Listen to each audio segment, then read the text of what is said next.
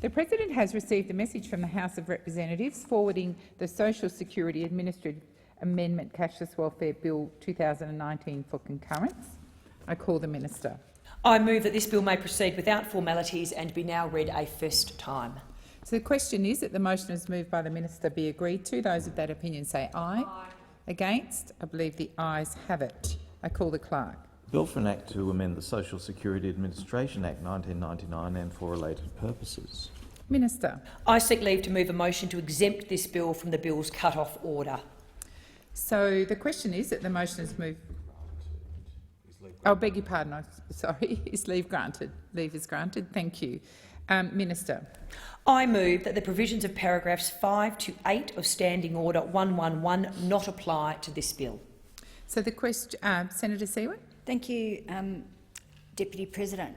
Can I just note here that normally the Greens like to see the process of not or don't support exempting most bills from the cut-off order for reasons that I've articulated in this place before, that is to enable enough time to look at bills. Given the circumstances of this bill, which I will go into more detail in my second reading speech, the Greens won't be objecting to exemption from the cut-off order, but I don't want that to be taken as a precedence for us changing our view on the rules around bills being exempted from the cut-off order. Thank you, Senator Seward. So the question is that the motion is moved by the Minister be agreed to. Those of that opinion say aye. Aye. Against? I believe the ayes have it. Minister. I table a statement of reasons justifying the need for this bill to be considered during these sittings and seek leave to have the statement incorporated into Hansard. Is leave granted? There being no objection, leave is granted. Minister. I move that this bill be now read a second time and I seek leave to have the second reading speech incorporated into Hansard. Is leave granted? There being no objection, leave is granted. Senator Brown. Thank you, Madam Deputy President. I rise to speak on the Social Security Legislation Amendment Cashless Welfare Bill 2019. Labor has serious concerns about the cashless welfare card and we have always opposed its rollout nationally. Labor supported the initial trial of the cashless debit card in Ceduna and East Kimberley because the community leaders indicated their support at the time. Of course, the initial support offered by communities came against a backdrop of inadequate local services and inadequate local job creation and economic development programs. The investments that government should have been making in local, social and economic well-being. Labor did not support the further expansion of the trial to Bundaberg, Hervey Bay or the Goldfields because of the lack of evidence and a lack of any clear community support. Let me be clear, Madam Deputy President. Labor will not support the expansion of the cashless debit card to new communities unless the community wants the card and there is informed community consent. At the election, the rollout of the cashless debit card in Bundaberg, Hervey Bay was only partially complete. Labor committed to stopping the rollout of the cashless debit card in Bundaberg, Hervey Bay and to taking a case management approach to putting in place alternative support for people already on the card, as well as investing in support services and programs that work. Labor has not been able to satisfy ourselves through our own consultations that there was the same community desire present as in the other trial sites, the Goldfields and Bundaberg, Hervey Bay. Labor successfully amended a bill in the Senate in April this year to allow people participating in the cashless debit card trial sites to get off the cashless debit card if they are effectively managing their affairs. Labor's amendment required community panels, which are established in some cashless debit card trial sites, to be the decision-maker. This was consistent with existing arrangements for reducing the portion of a person's income quarantined on the cashless debit card. The government's subsequent consultation with the community panels found that they did not want to be this decision-maker. This is out of concern for the pressure that could be placed on panel members by members of the community who apply to get off the cashless debit card. On this basis, Labor will not oppose this bill, because it is consistent with the amendment we successfully made earlier in the year and because it will give people a pathway off the card. This bill will amend the exit criteria under current legislation to allow for a broader consideration of opt-out criteria for persons participating in the cashless welfare card. The bill will create a single administrative process for the Department of Social Services, DSS, to make decisions about people getting off the cashless debit card. The bill also combines the pre-existing welfare exemption, which allows DSS to exempt a person from the cashless debit card if it is a threat to their physical, mental or emotional health, with the exit pathway established by Labor's amendment. Further, the bill clarifies that exit applications need to be made in a form that is approved by the Secretary of DSS and expands the wellbeing exemption provisions so they apply more broadly across all regions. This bill will ultimately assist participants who are managing their affairs well and who want to get off the card. And we understand hundreds of people are seeking an exemption from the trial, and have already approached DSS about the opt-out process. This shows there is strong community support for people being able to get off the cashless debit card. Labor has some concerns about the operation of certain provisions in this bill, and we will move amendments to address some of these. The cashless debit card has been running too long. It is no longer a trial, and it is time the government produced some real evidence about the effectiveness of the card, as well as reassessed community support in each trial area. That is why Labor moved a second reading amendment in the House calling on the government to, firstly, table a report in Parliament by the end of the year, making clear whether or not there is continuing community support in any of the trial sites for the cashless debit card. Secondly, table a wraparound service plan in the Parliament by the end of the year explaining how the government has boosted community services in the trial sites and what increased investment will be made in the future. Thirdly, make the cashless debit card voluntary from the 30th of January 2020 unless there is clear local community support and consent for the card. This is an incredibly important point. The government simply cannot continue to impose this card on communities where there is not clear support, and they cannot continue to impose it in the absence of evidence about the card's effectiveness. In this context, Labor's future position on the cashless debit card is clear. We will not support the extension of the cashless debit card trial sites or the further rollout of the cashless debit card unless the government can demonstrate there is clear and genuine local community support. The cashless debit card is oversimplified. Labor will move similar amendments in the committee stages of the debate on this bill, setting out a process for people to come off the card. Since the introduction of the cashless debit card trials, the government has continually failed to be upfront about the full cost of implementing the cashless debit card. Hopefully, this is something the minister can shed some light on in the course of this debate. The government has already spent $34 million on the cashless debit card, and the budget papers show they're planning to spend $128.8 million over the forward estimates, including on new sites and the rollout of the cashless debit card across the Northern Territory. That's over $160 million that could instead have been allocated to employment and economic development, early intervention services and to drug and alcohol treatment.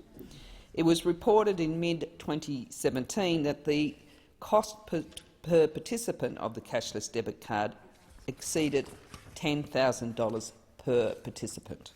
The same year, the Auditor-General found that the annual running costs of the cashless debit card would be over $3,700 per participant. The problem is that we have never had a proper evaluation into what better outcomes would be possible if this money was invested differently. This is incredibly concerning, particularly when you consider that the Auditor-General found there was no evidence that the cashless debit card was effective. In addition, Labor has become increasingly concerned about the government's reliance on the deeply flawed arena evaluation to justify the cashless debit card. The Auditor-General's examination of the cashless debit card found that there was no evidence that the card was effective, and found deep inconsistencies in the arena evaluation. At a Senate inquiry into the cashless debit card earlier this year, the committee heard evidence that in some trial sites the cashless debit card has now been in operation for so long that the opportunity for a proper piece of evaluation to be conducted has passed. There is a clear evidence that the card is not maintaining community support, even in areas where some people might have initially been in favour of the card. Indigenous leader and Foundation Chair in Australian Indigenous Studies at the University of Melbourne, Professor Marsha Langton, has said that the cashless debit card is a failure. Professor Langton said, and I quote, "Because the local community is not involved in implementing the policy failed." End quote. One of the community leaders who initially supported the introduction of the trial, Mr Desmond Hill, has since withdrawn his support. Mr Hill told the recent inquiry that one of the conditions community leaders had when agreeing to the East Kimberley becoming a trial site was that people would be able to apply to leave the trial. Another Indigenous elder in the East Kimberley, Ian Trust, who remains a supporter of the cashless debit card, told the committee that he was not opposed to people being able to come off the card in some circumstances. That is why it is important people can get off the cashless debit card, even in areas where the trial might be supported by the community.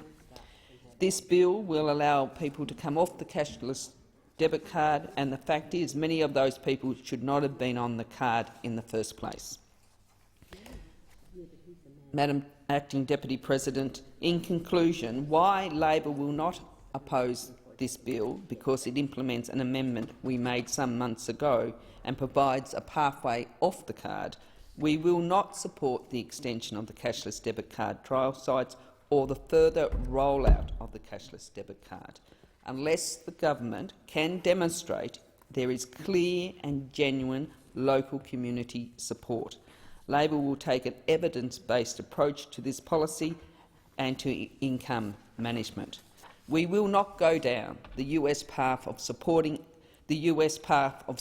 essentially a food stamp system, where people are identified and shamed in public by the card as being on social security, where children are teased and ostracised at school, and where people cannot buy a second-hand fridge on Gumtree, shop at a roadside farm stall or buy food at a market, all because this Conservative government would rather hand out tens of millions of dollars to a private company to run the cashless debit card, to set up a privatised parallel welfare system to be imposed by this government on people regardless of their circumstances or how they are managing their affairs.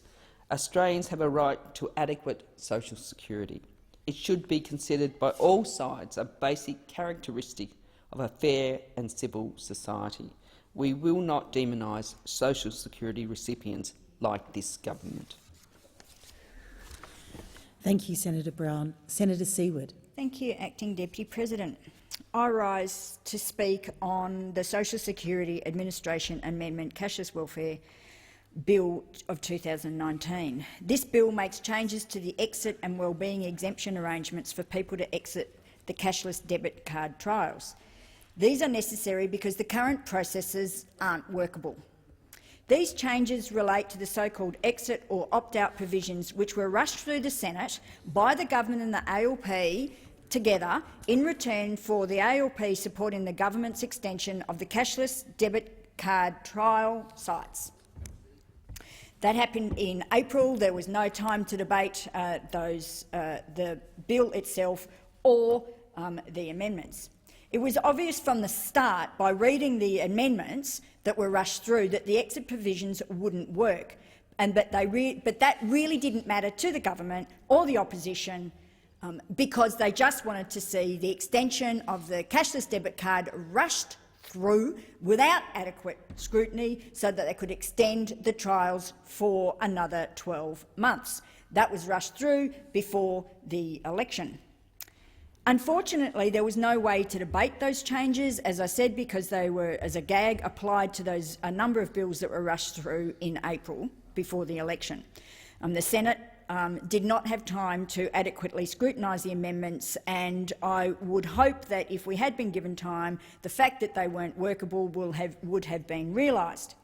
What's happened now is we have a whole lot of people that are in limbo, and I'll come back to that in a minute. We have here a bill that makes a number of changes, including removing the role of the unelected hand-picked community bodies in assessing a person's exit applications, and makes the Secretary of the Department of Social Services the decision-maker for the exit applications. It also amends some of the exit criteria and clarifies the exit applications that are to be made through a form approved by the Secretary of the Department. I'll come to the discussion of those amendments shortly, but let me first be very clear. The Greens continue their opposition to income management and to the cashless debit card trials and the cashless debit card. This is a punitive approach that unfairly discriminates particularly First Nations communities and does not work despite the government's rhetoric. Last night in adjournment I articulated and spoke about a number of accounts from people that are subject to the cashless debit card and how it's making their lives worse, not better. The cashless debit card is something that is not supported by many people, lots of people in the broader community and people in the trial sites.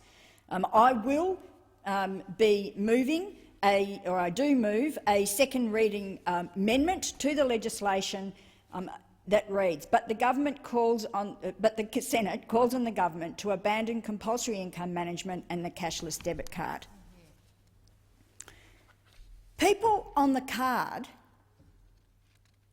have articulated how they feel demonised, stigmatised. People have been spat on, called druggies, and their children bullied at school because the parents are on the card. The card restricts human rights and unfairly targets people on income support. We do not support the cashless debit card. We don't support income management. The government falsely claims success of the card and of income management, which their own evaluations, if read clearly and properly, don't support, even if you ignore the fact that the methodology is flawed. And I have, on many times in this place, gone through the flaws in the evaluation process and the way the government falsely claims that those evaluations show success of income management. They ignore the voices of the community, such as those that I quoted last night in the adjournment speech. Those people, as I said, talk about being shamed, feeling shamed, being demonised, the fact that they have a lot of problems with the card. The Northern Territory intervention has had, or Northern Territory through the Northern Territory intervention, has had income management for 12 long years. Does anybody seriously claim that the situation in the Northern Territory has been stabilised, that it's improved, when we see an escalating number of children going into out-of-home care still, and we still have an outrageous youth interaction problems and problems with the youth justice system? No, of course they haven't. Because the claims that in 2007 the then Howard government made about the situation in the Northern Territory, using those that turned out to be false claims to justify the dog whistling of the Northern Territory intervention, have not been proved to correct. Those claims have not been proved to correct, and none of the things that they claimed would happen through the intervention and income management have in fact proved to be the case, which the evaluation of the Northern intervention clearly showed.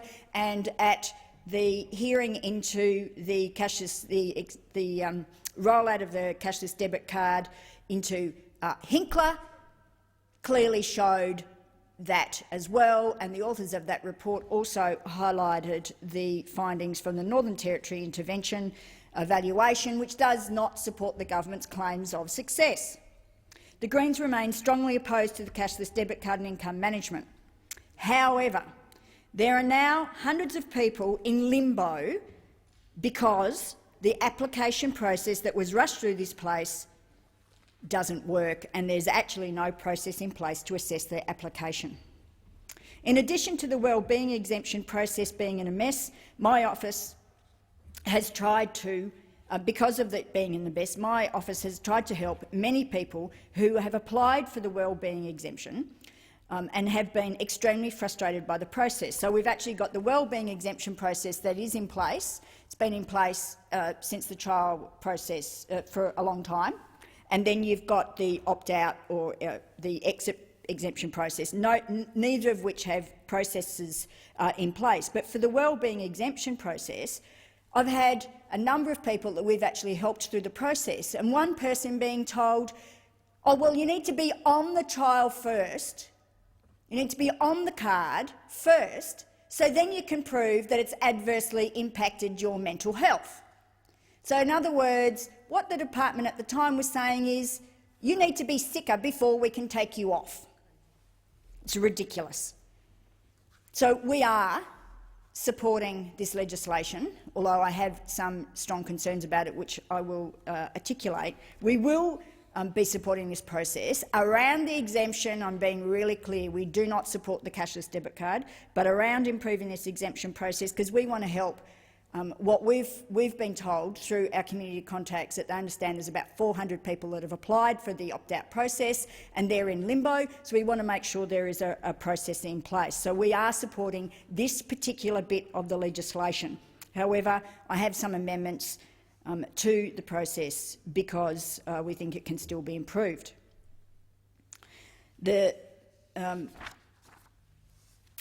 I would like to say here that I would like to thank the Minister for the way that she has undertaken a consultation to get this process fixed.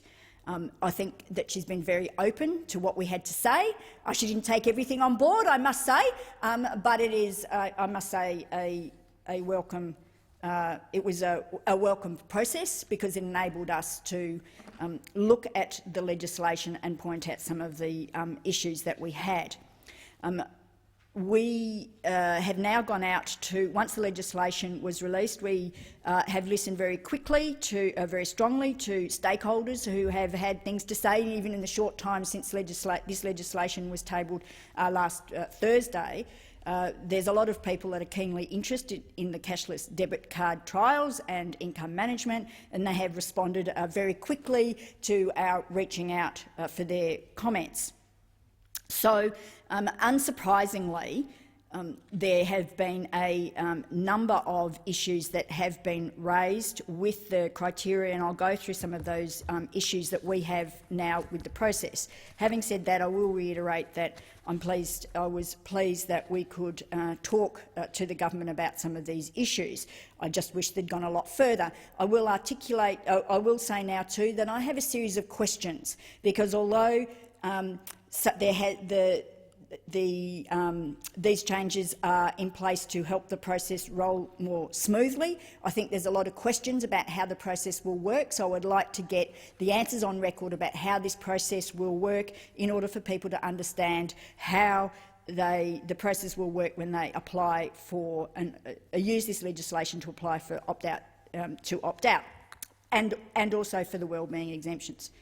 So some of the issues that I still think are problematic are under section 124 PHB3, a person wishing to exit the trial will be assessed according to the following. The person can demonstrate reasonable and responsible management of the person's affairs, in brackets, including financial affairs, taking into account all of the following: the interest of any children for whom the person is responsible, whether the person has a conviction of an offence against a law of the Commonwealth, a state or the territory, or was serving a sentence of imprisonment for such an offence at any time in the last 12 months. Now, I acknowledge this is a change from what was originally went through this place, which was whether the person has a likelihood of engaging in any unlawful activity, which, you know, that was totally subjective. It wasn't measurable. It was dependent on whether somebody in the community, because at this stage it was about the community panels and the community bodies, whether the subjective assessment of whether they thought someone was going to carry out any unlawful activity. So I do acknowledge that's an improvement on what was there. We do, however, have concerns that it's convicted of an offence rather than a serious offence. So I do have an amendment to make emphasise that it's about serious offence. It goes, the criteria include risk of homelessness, the health and safety of the person in the community, the responsibilities and circumstances of the person and the person's engagement in the community, including the person's employment or efforts to obtain work. Now, anybody reading those will see that a lot of those are also very subjective, and so that's why I wish to clarify these issues during the debate of the whole, so people are clear about how these criteria will be assessed. We actually want to take out these whole lot of criteria and just leave the financial affairs, managing financial affairs there. That's another amendment that I'll be putting in the process during Committee of the Whole. Now, let's look at these criteria. For a start, some of these criteria could well contradict the wellbeing exemption. If having poor mental health, for example, qualifies you for a wellbeing exemption, will it then qualify you for a wellbeing exemption? Or does it mean that you are caught up under the criteria that talks about the health and safety of a person in the community? So the problem here is we are at risk of the criteria for the opt-out exemption contradicting the process through the wellbeing exemption. So we need to make sure that is clarified. Many people responded over the weekend to the criteria, telling us they thought these were incredibly patronising and onerous for these the exit criteria are, and believe they're based on ideological grounds rather than on being workable. These exit provisions require trial participants to provide evidence that goes above and beyond the objectives of the trial. It is unfair that trial participants are being forced to jump through these hoops that no other income support recipients are subject to, all because they are unlucky enough to live in the so-called cashless debit card trial sites. First, let me say that people who are living on incredibly low payments, such as $277.86 per week on Newstart, are some of the best money managers around. It is objectionable that the government thinks that just because you're on income support you can't manage your finances.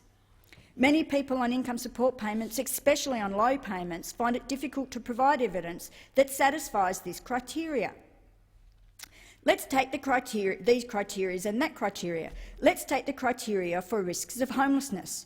The chronic lack of housing, especially in remote communities, means that First Nations families are often experience housing overcrowding. This will work against First Nations peoples wanting to exit the card. A person's risk of homelessness could also be exacerbated by being in the cashless debit card. I've heard repeated accounts of people's rent payments bouncing back into their accounts because of the NG card and not being paid on time. How is it fair to assess a person on their risk of homelessness when the card itself makes it difficult to maintain a good rental history? To exit the card, a person also needs to demonstrate that they have not been convicted of any offences in the last 12 months. This could see someone charged with minor offences like jaywalking, petty theft or graffiti excluded from exiting the card. First Nations peoples will again be disadvantaged because of the institutionalised and systemic racism they experience through our justice system and virtually every day of their lives. We know that First Nation peoples are 13 times more likely to be in prison than non-Indigenous people. A trial participant's exit application will also be assessed against the health and safety of the person and the community. This is incredibly unfair. How can a person prove the health and safety of their community, and how can they be held responsible for it? Individuals cannot and should not be held responsible for the health and safety of their community in return for getting off the card. It also directly contradicts the wellbeing exemptions that allow a person to exit the card based on their physical and mental health issues. It begs the question as to whether, as I articulated earlier, a person's health will determine whether they stay on the card or exit the card. I also have strong concerns around that about the criteria around a person's employment or efforts to obtain work. The cashless debit card operates in many regional areas that are suffering from thin or non-existent labour markets. The focus on proving employment also reflects the government's devaluing of unpaid care work. Unpaid care often takes place in private and is not able to be verified by documentary evidence. Overall, the exit criteria are not measurable or objective, and I am moving an amendment to have these removed. If those fail, I've got a lot of questions to ask about how they will operate.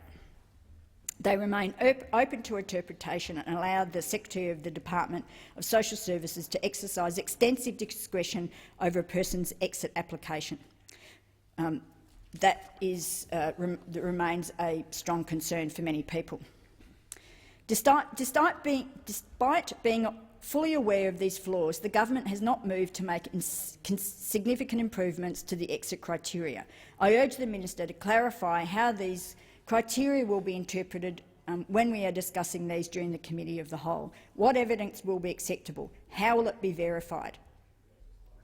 There are also significant problems with the role of the health and community worker in the reconsideration of the exit applications. Section 125 PHB 8 stipulates, if a health or community worker considers that it is necessary for a person who is the subject of a determination under subsection 3 to be a trial participant for medical or safety reasons, the worker may request the Secretary to reconsider the determination. While I think this is the way that was worded, there was some improvement there, I am concerned that it doesn't stipulate that the health or community worker has to have a professional relationship with the person that they're talking about, because otherwise any member of the community who happens to be a health or a community worker may then register an issue with the department to say, well, we want that person reconsidered, having no justification for that at all other than it may be their opinion.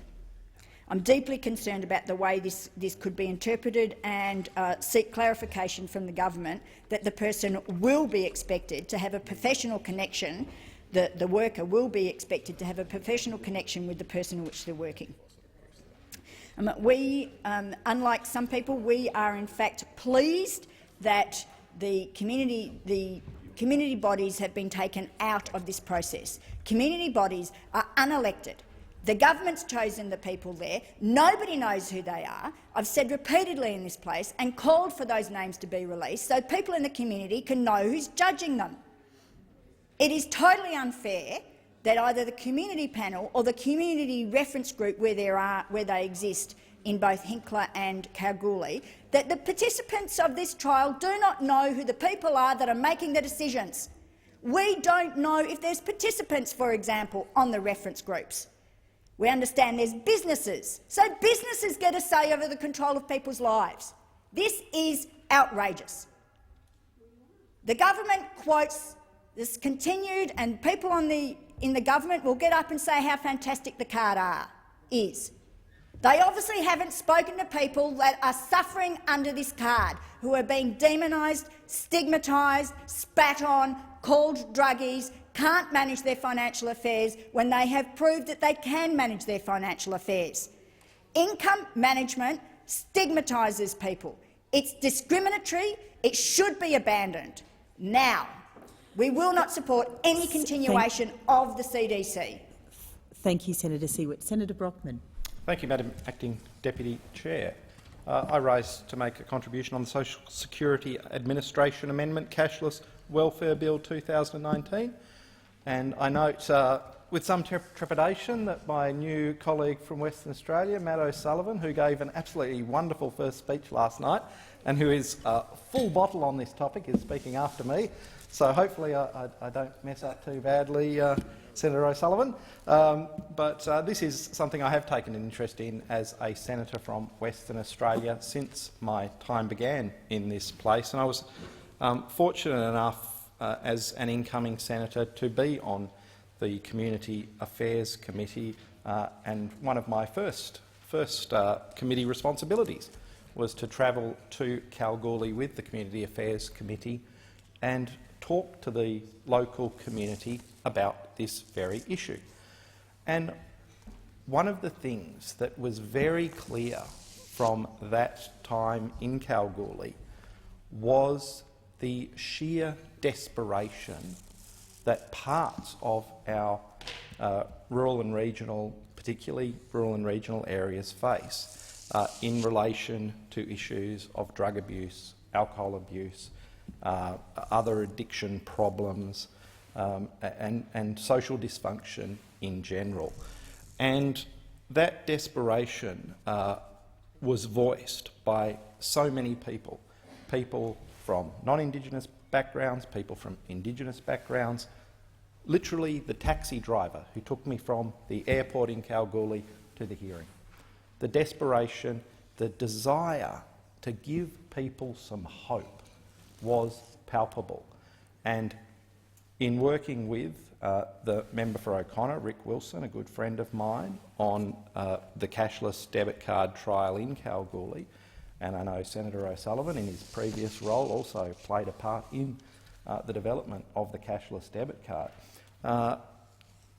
we've seen that granting of hope. We've seen people grasp the opportunity that is presented by the cashless debit card to improve their lives.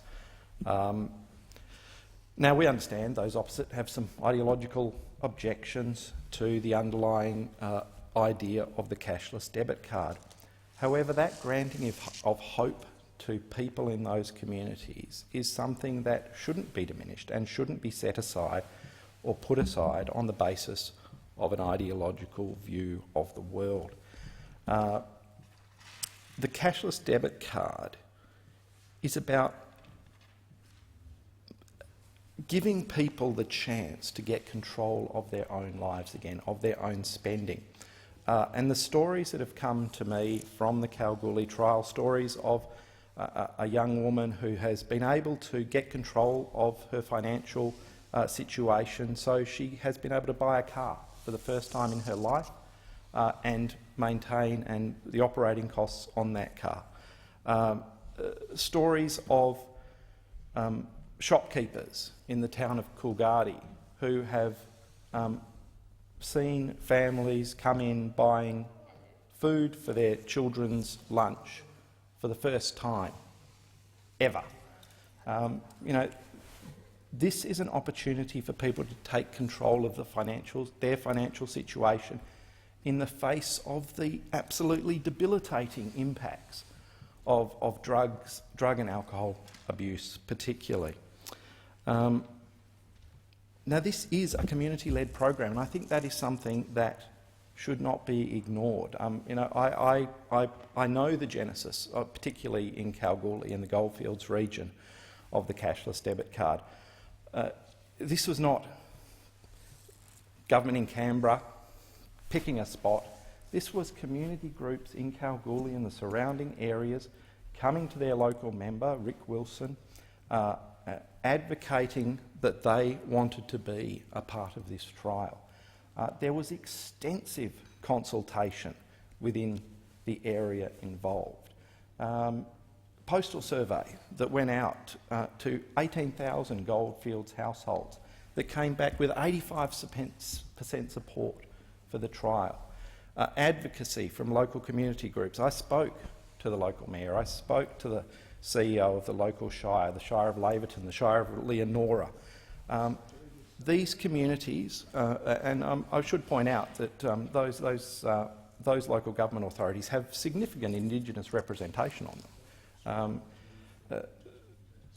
And these local communities wanted a circuit breaker. They wanted something to change the dynamic in their community. And that is what the cashless debit card has provided. And another point I've made in this place before, but it is very important, is, we are looking at amendments to the regime here, and that is because these are trials. This is a process of constant improvement. We know that this is something where we need to look, we need to see what works, we need to change what doesn't, and we need to try again. This is not an area we, as a government, as a society, can afford to get wrong. There is too much at stake. Now, the government believes in a fair go for all, and we believe in putting vulnerable people first, but we also have to spend taxpayers' money in a responsible way. We have high expectations of people who are on welfare, and we know that those people, often in desperate circumstances, do want to regain control of their lives in the face of addiction and want to make a better life for themselves and their families. The cashless debit card does look and operate like a regular EFTPOS card. However, it can't be used to withdraw cash, gamble or purchase alcohol. Recipients receive 80% of their payments onto the card, with the remaining 20% placed into a bank account. The card can be used to pay everyday expenses such as rent, mortgages and bills, to buy groceries, pay for medical appointments, car registration and similar. Cashless debit card is a fee-free account. People can check their balances, transaction histories for free and replace lost and stolen cards at no cost. The cashless debit cards provide effective usability for participants with the ability to transfer funds between cashless debit card accounts and access to online shopping. It's accepted at something like just under 1 million EFTPOS terminals nationally. It is a user-friendly and innovative way for people to receive income support payments, and we continue to improve it all the time. Now, there are 4 regions currently within the trial, or 4 trial areas: the Ceduna region in South Australia, the East Kimberley region of Western Australia, the Goldfield region, which I've spoken a little about, and most recently the Bundaberg and Hervey Bay area in Queensland. All of these areas face very different challenges, which is why the government, again driven by community, the government has chosen them. The Goldfields region is often thought of as directly impacting on the Indigenous community there. However, it is always important to note that it is actually 50% non-Indigenous in terms of the welfare recipients who are on the cashless debit card program. So we have a situation where Kalgoorlie is different to the East Kimberley in terms of its demographic profiles, and Bundaberg-Hervey Bay is different again. It's a much younger demographic and targeted as such. So this is a government that is committed to seeing what works on the ground, and making sure that the rollout is effective, that we monitor the rollout, and that we act on the information that we are gaining back. So in the first of the 3 sites, the program applied to all working age welfare participants, but in Hervey Bay and Bundaberg, it targeted those under 35. So again, we're seeking to gain the information on where this is most effective and how we can, as a tool, use this to help people take control of their own lives. There's around 11,200 people on the cashless card trial across those 4 sites. Again, this has been developed in close partnership with community leaders and looks to address those devastating impacts of drug and alcohol that I've talked about. Now, there is the government has talked about and committed to expanding the cashless debit card to the Northern Territory and Cape York regions of Queensland in 2020. Again, that will offer another snapshot into another set of issues at the local level. Why do we need this bill? So this bill allows the Secretary of the Department of Social Services to be the decision maker for all cashless debit card exit applications, and broadens the criteria for the exit provisions to allow the Secretary to take into account a person's ability to manage their affairs generally, including their financial affairs. The bill clarifies that exit applications need to be made in a form that is approved by the Secretary, and expands the wellbeing exemption provisions so they apply more broadly across the regions. Changes are needed to fix the exit process that was introduced by the opposition earlier this year as an amendment to legislation that extended the cashless debit card program beyond 30 June 2019. Following passage of these amendments, feedback from community representatives indicated a lack of support for the new exit process, and particularly the role of community bodies as decision makers. Community stakeholders also indicated that any process to exit the program should be based on a participant meeting social norms, as well as the current criteria relating to financial management. Without the critical support of the community bodies and agreement to make decisions on these applications, it is not possible to implement the exit process as provided for under the current provisions. The exit application process is accessible to all participants. The criteria to be considered by the decision maker is outlined in the legislation. How this criteria is applied to each participant's own circumstances, however, may vary. Therefore, a phone interview will ensure participants have an opportunity for a fair and equitable assessment by taking into account these differences at a time that suits them. This bill will amend the exit criteria to allow broader consideration of a person's affairs, including their financial affairs.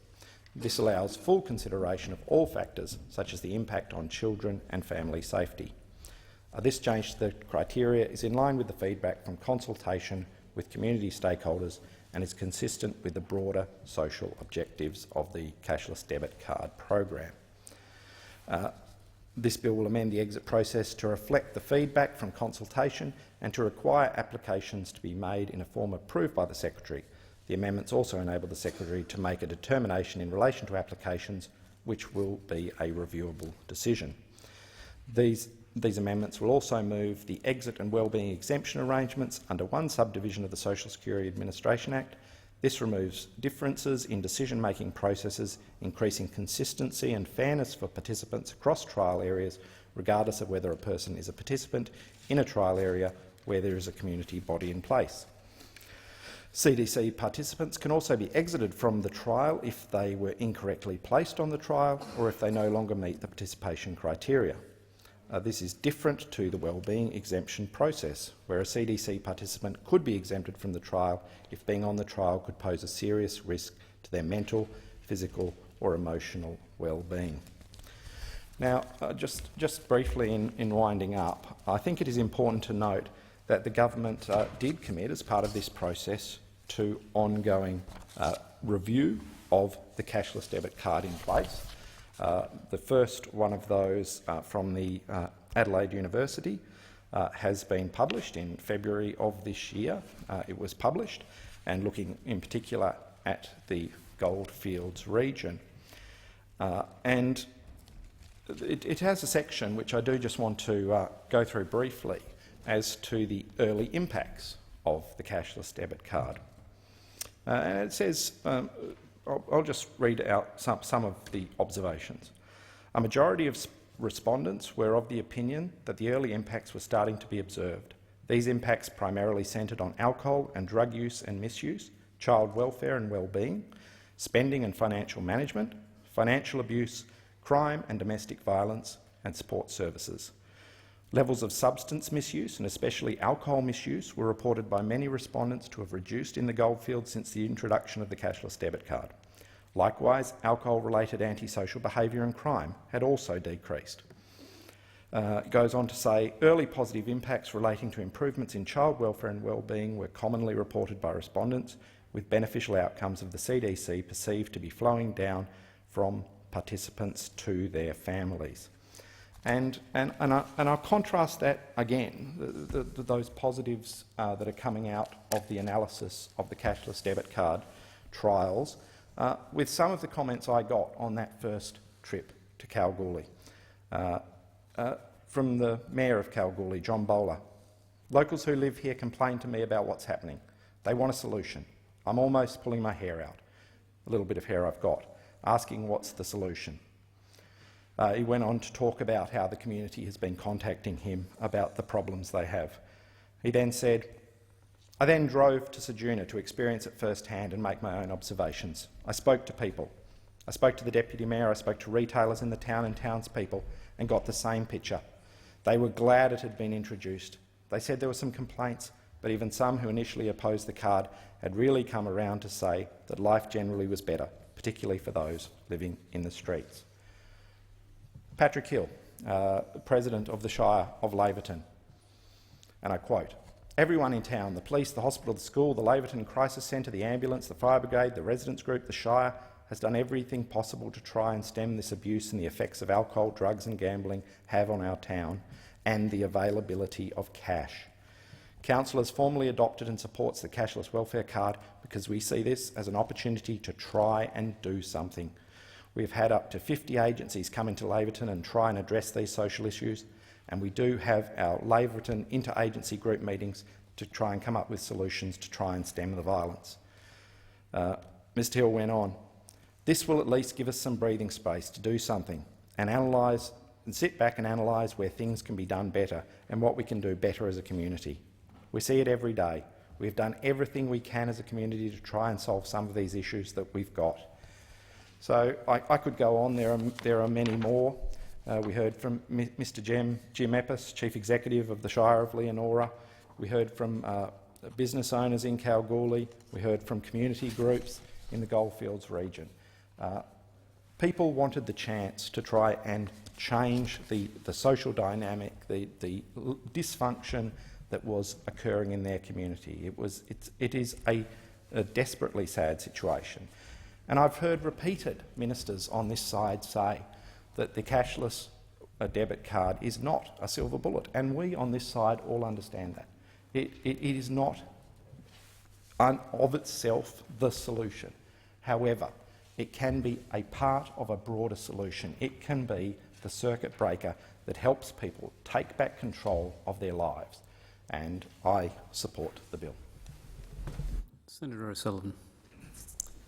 Well, thank you very much, Acting Deputy President. I rise in support of the Social Security Administration Amendment Cashless Welfare Bill 2019. Last night was my great privilege to be able to speak for the first time here in the Senate, and in that speech I spoke about my involvement with the cashless debit card in its early formations, and I thought I'd take this time now just to talk a little bit about the journey and the genesis of how the whole idea of the cashless debit card actually came about, because I was part of those very early discussions with some of the communities where it's now been trialled. Senator Brockman said that I'm a full bottle on this. Well, I think that's very kind and generous. I don't know if I think it's a little overstated. The reality is the full bottles on this are the communities themselves.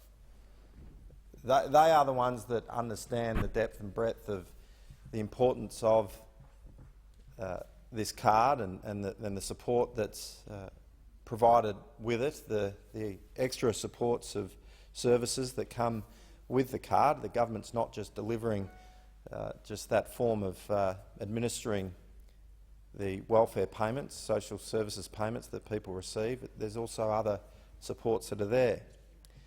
But the cashless debit card came about after a review that Mr Andrew Forrest from Fortescue Metals Group and the Minderoo Foundation, where I was working at the time, was asked by Prime Minister Tony Abbott to undertake a review of the Indigenous jobs and training system.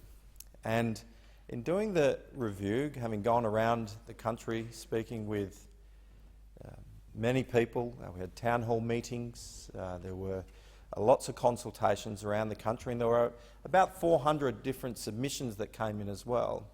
What became very apparent was that the focus on training and employment was important, and we needed to bring some reforms into that space, and I spoke about that last night in my speech. But what became really apparent was that if people are subject to 6 nights out of 7 nights of being drunk and affected by drugs, then there's actually no chance of training those people for jobs, and even jobs that are there and where there's a demand for jobs. And so there was a real cry from communities to try something that was different, try something that could actually help people get that circuit breaker. Senator Brockman said that no one in this place, in the government, anywhere, even in the communities themselves, are saying that the cashless debit card would be a silver bullet. But it is a circuit breaker and it does provide an opportunity. So we had a look at what was available, what sort of technology. Is there a technology solution that could actually help? Years ago you wouldn't have been able to do this, but technology has advanced. And we saw that the Basics card was in operation in the Northern Territory. It's a similar model. It works similarly, but there's a few important differences between the Basics card and the cashless debit card. One of the problems with the Basics card, we're all welfare recipients across the Northern Territory and other parts in disparate locations across the country, experience is that the merchant has to install a separate terminal at their point of sale. So what you'd end up having in the Northern Territory in particular, you go into the grocery store, into the supermarket, and there would only be one line that had the Basics card terminal installed. And it was the Basics card terminal. And so, of course, what you'd see is all of the welfare recipients lined up at one terminal and everyone else lined up at the other aisles. And so it created a stigma for people. It was obvious who was on welfare and who was not. And so it wasn't really that empowering. It wasn't actually helping people. It was actually further driving down the despair. If you're on welfare, it's a challenging circumstance and no one debates that. But what we don't need to do is add further stigma or further issue to their lives. And the Basics card was in many ways doing that. And so we took it to the technology providers, FPOS, Visa, MasterCard, had a discussion with them, got the banks together. We said, is there a way that we could actually use one of the mainstream schemes, Visa, MasterCard or FPOS, to actually provide a more ubiquitous program so that the card could actually work anywhere in Australia, not just at those locations where the merchant has installed a machine, a terminal, to be able to interface with their point of sale. We wanted to find a system that would actually enable people to be able to go freely about their lives, conduct their business, buy the things that they needed, the groceries, pay for their electricity bills, pay for whatever it is that they needed, in a pretty unrestricted way, but just block the merchants that sell alcohol, gambling, and of course, to ensure that there's no purchase of drugs, we had to stop or prohibit the ability to take cash out at the ATM machine. This was a real breakthrough. It couldn't have been done 10 years ago. This was something that was new. We thought it was worth trialling. So we took it to a number of the communities that are now trial communities, and a few others. There were a few that rejected it, that didn't want it. At the time, Geraldton, for example, we're talking to them. They weren't prepared at that time to bring about the trial. But the communities of Kununurra, or the East Kimberley, and Ceduna, the leadership group within those communities said, look, we think that this is worth a go. We think that this is worth trialling. And so we, as Generation 1 in Minderoo, where I was working at the time, we took it to the government. The government worked with us and said, well, if you can actually demonstrate that support is real, that there is actually people that want to see this happen, where we could break the cycle of alcohol, welfare-fueled alcohol and drug and gambling purchases, then this might be worth having a look at. And so we did. We got the support of those communities. I was part of bringing delegations here into this place, speaking with crossbench members, government, opposition, about the kind of support that was there within these communities. And then the government moved to implement this program, and it's been running now for several years across the East Kimberley, in Ceduna, and now into the Goldfields and Hinkler. It's a circuit breaker. It by no means deals with all of the challenges. You talk to the Senior Sergeant of Police, as I did, up in Kununurra. He said to me, Matt, instead of us having 5 continuous nights and days after welfare payments hit of drunken issues and all sorts of social problems that come with the excessive drinking, we might now only have 1 or 2 nights. And so it becomes a circuit breaker. I had the opportunity to go to many of these communities over a number of years, long before the cashless debit card, now since the implementation of the card. And it really is, these places are different. They're very, very different. It's not perfect. You still see issues. You still talk to the nursing staff and the police and others. And we know that there are still some problems that have to be addressed within these communities. Employment, to me, clearly is the way to deal with this, because when someone has to take the responsibility of getting up for work and the responsibility of providing for their families, and this means that you make better choices, because you can't be staying out late every night and using all your money to purchase copious amounts of alcohol and drugs, and then not putting that into your family. People take responsibility, and so this is a real opportunity to people seize that opportunity when they've got the job, and that really is the focus that we need to have. So this legislation and the amendment here deals with an important thing that the community is looking for. Like Senator Brockman said, this is a trial. This is about moving and adapting to the program and how it's working and how it can be improved. And here we have a situation where community members are saying, well, we think that there are circumstances where people can demonstrate that they don't need to be on the cashless debit card, and they can transition off that. And the government's listened to what the community is saying. We established, there was a part of the legislation that established a reference group that people would have to go to and make their case, and then they would be able to take them off the cashless debit card. But the community responded saying, well, actually, no, we don't want to be set up in amnesty against our communities. We don't want to have that sort of involvement. We just want to be participants within our community and not have that sort of role. And so I think this amendment is a very important amendment, because it takes away that pressure from community members within the group. So this is an important change that we would make here today. In order to make the card even better, it's never going to be perfect, but even make it better, we can invest into the technology that the card operates on. At the moment, it works by blocking an entire merchant. If you use that card at a grocery store, supermarket, it will work. If you use it at a petrol station, it will work. If you use it to put new tyres on your car, it will work.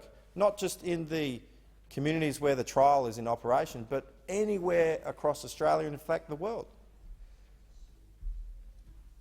However, if you use that card at a liquor store, it won't work.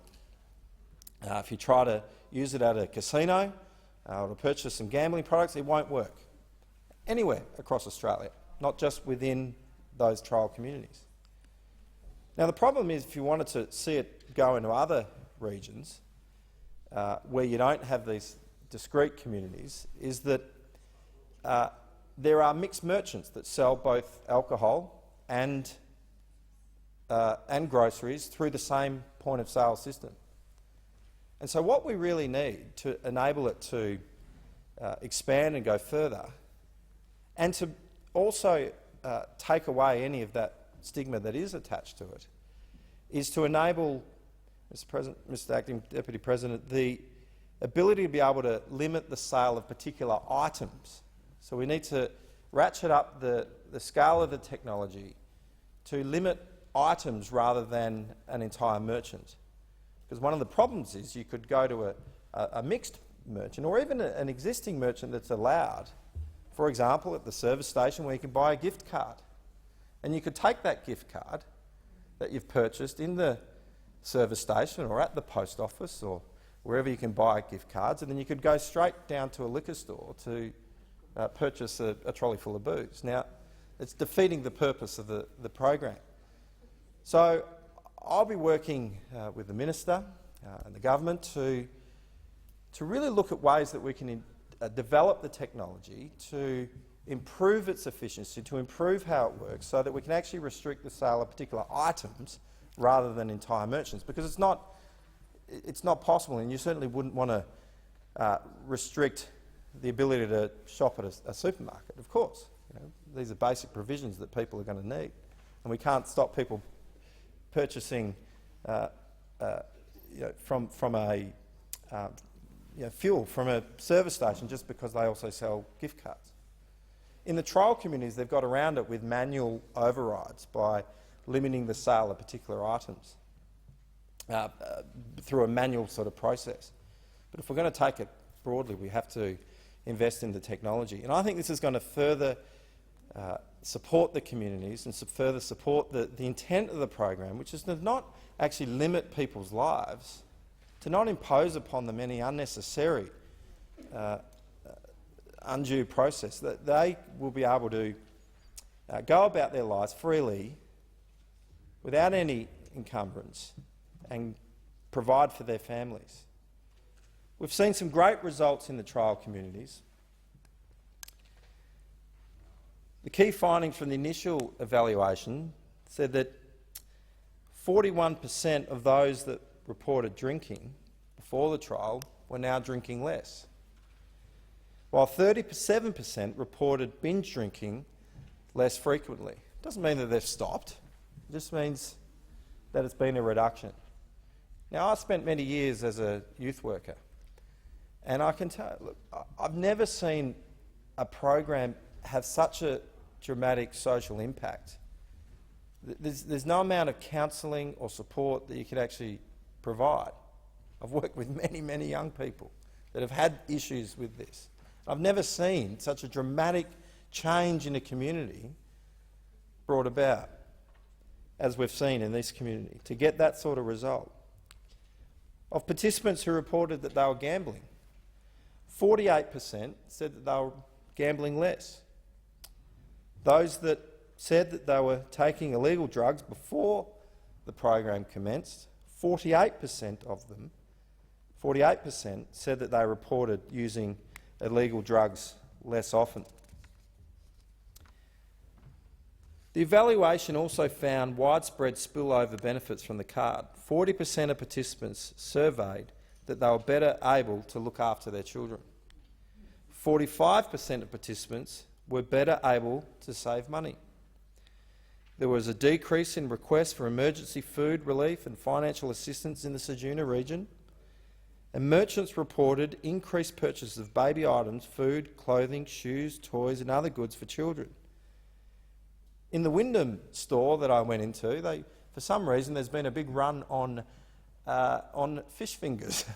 There's just the copious amounts of fish fingers being sold. Now, it's often the food of choice for my children, I've got to say, on a Sunday night when you're just trying to put a quick meal together. But the point is, people are using more money for important support for their families. And of course, we're hearing from the teachers and the schools that there are now, they're having to provide less food at the breakfast programs in the Wyndham Primary School. So instead of kids coming and filling up because they hadn't had any food from home, there's less kids now coming to school needing that service and that assistance, that wonderful program that's run in that school. Look, in closing, this is an important small amendment to this program, but it is very important. This is something that is in response to what the community is asking for. none of us here in this place are necessarily experts on this. The people we need to listen to are those that are on the ground. And when the people in the community are saying that this is something that we need to further improve the program, to ensure that it has the best opportunity for success, then I think it's something that we should respond to, and I commend the bill. Thank you. Thank you. Senator Hanson. Thank you very much, Mr Acting Deputy President. I have supported the cashless debit card as an effective means of reducing the impact of alcohol and drug use since its inception because it works. I took part in the committee inquiry hearing in Kalgoorlie in 2017 and heard from people about the level of dysfunction which drug and alcohol abuse brings to a community, and I have spoken to community representatives since about the positive impact which the card has brought. I have heard about children being sent to school regularly. I've heard about families shopping together and filling their supermarket trolleys with food, a new experience as a result of the card. I've heard that the level of social disruption has fallen. Domestic violence has lessened. The evidence on the ground shows that the cashless debit card makes a difference, improving lives and improving communities. This is borne out by a number of research projects. The baseline report into the Goldfields trial supports these earlier findings. There continues to be decrease in drug and alcohol issues, decreases in violent crime and antisocial behaviour, improvements in child health and wellbeing, ongoing and even strengthening community support for the income management measures. The independent evaluation of the card trial in Ceduna and East Kimberley regions also showed the effectiveness of the trial to reduce alcohol abuse and gambling, which also eats up income into many welfare-dependent communities. The overall conclusion of the research was that the card has had a considerably positive impact, including 41% of those surveyed reported drinking less frequently, 48% used drugs less frequently, and 48% of gamblers gambled less often. Given the positive outcomes that the cashless debit card has shown to have, I cannot see how anyone would not support the continuation of the trials and a broader rollout in other areas where drug and alcohol abuse and social dysfunction is rife. There is a strong support for the introduction of the cashless debit card from community leaders, local government and key community-based organisations. For example, the Far West Community Leaders Group recently released this statement. We are now into the third year of the implementation of the cashless debit card rollout in the Far West region of South Australia, which covers Oak Valley, Yalata, Scottsdesco, Coonimba and Ceduna. We acknowledge and recognise the work done by all our communities and other areas of Australia that have implemented the cashless debit card.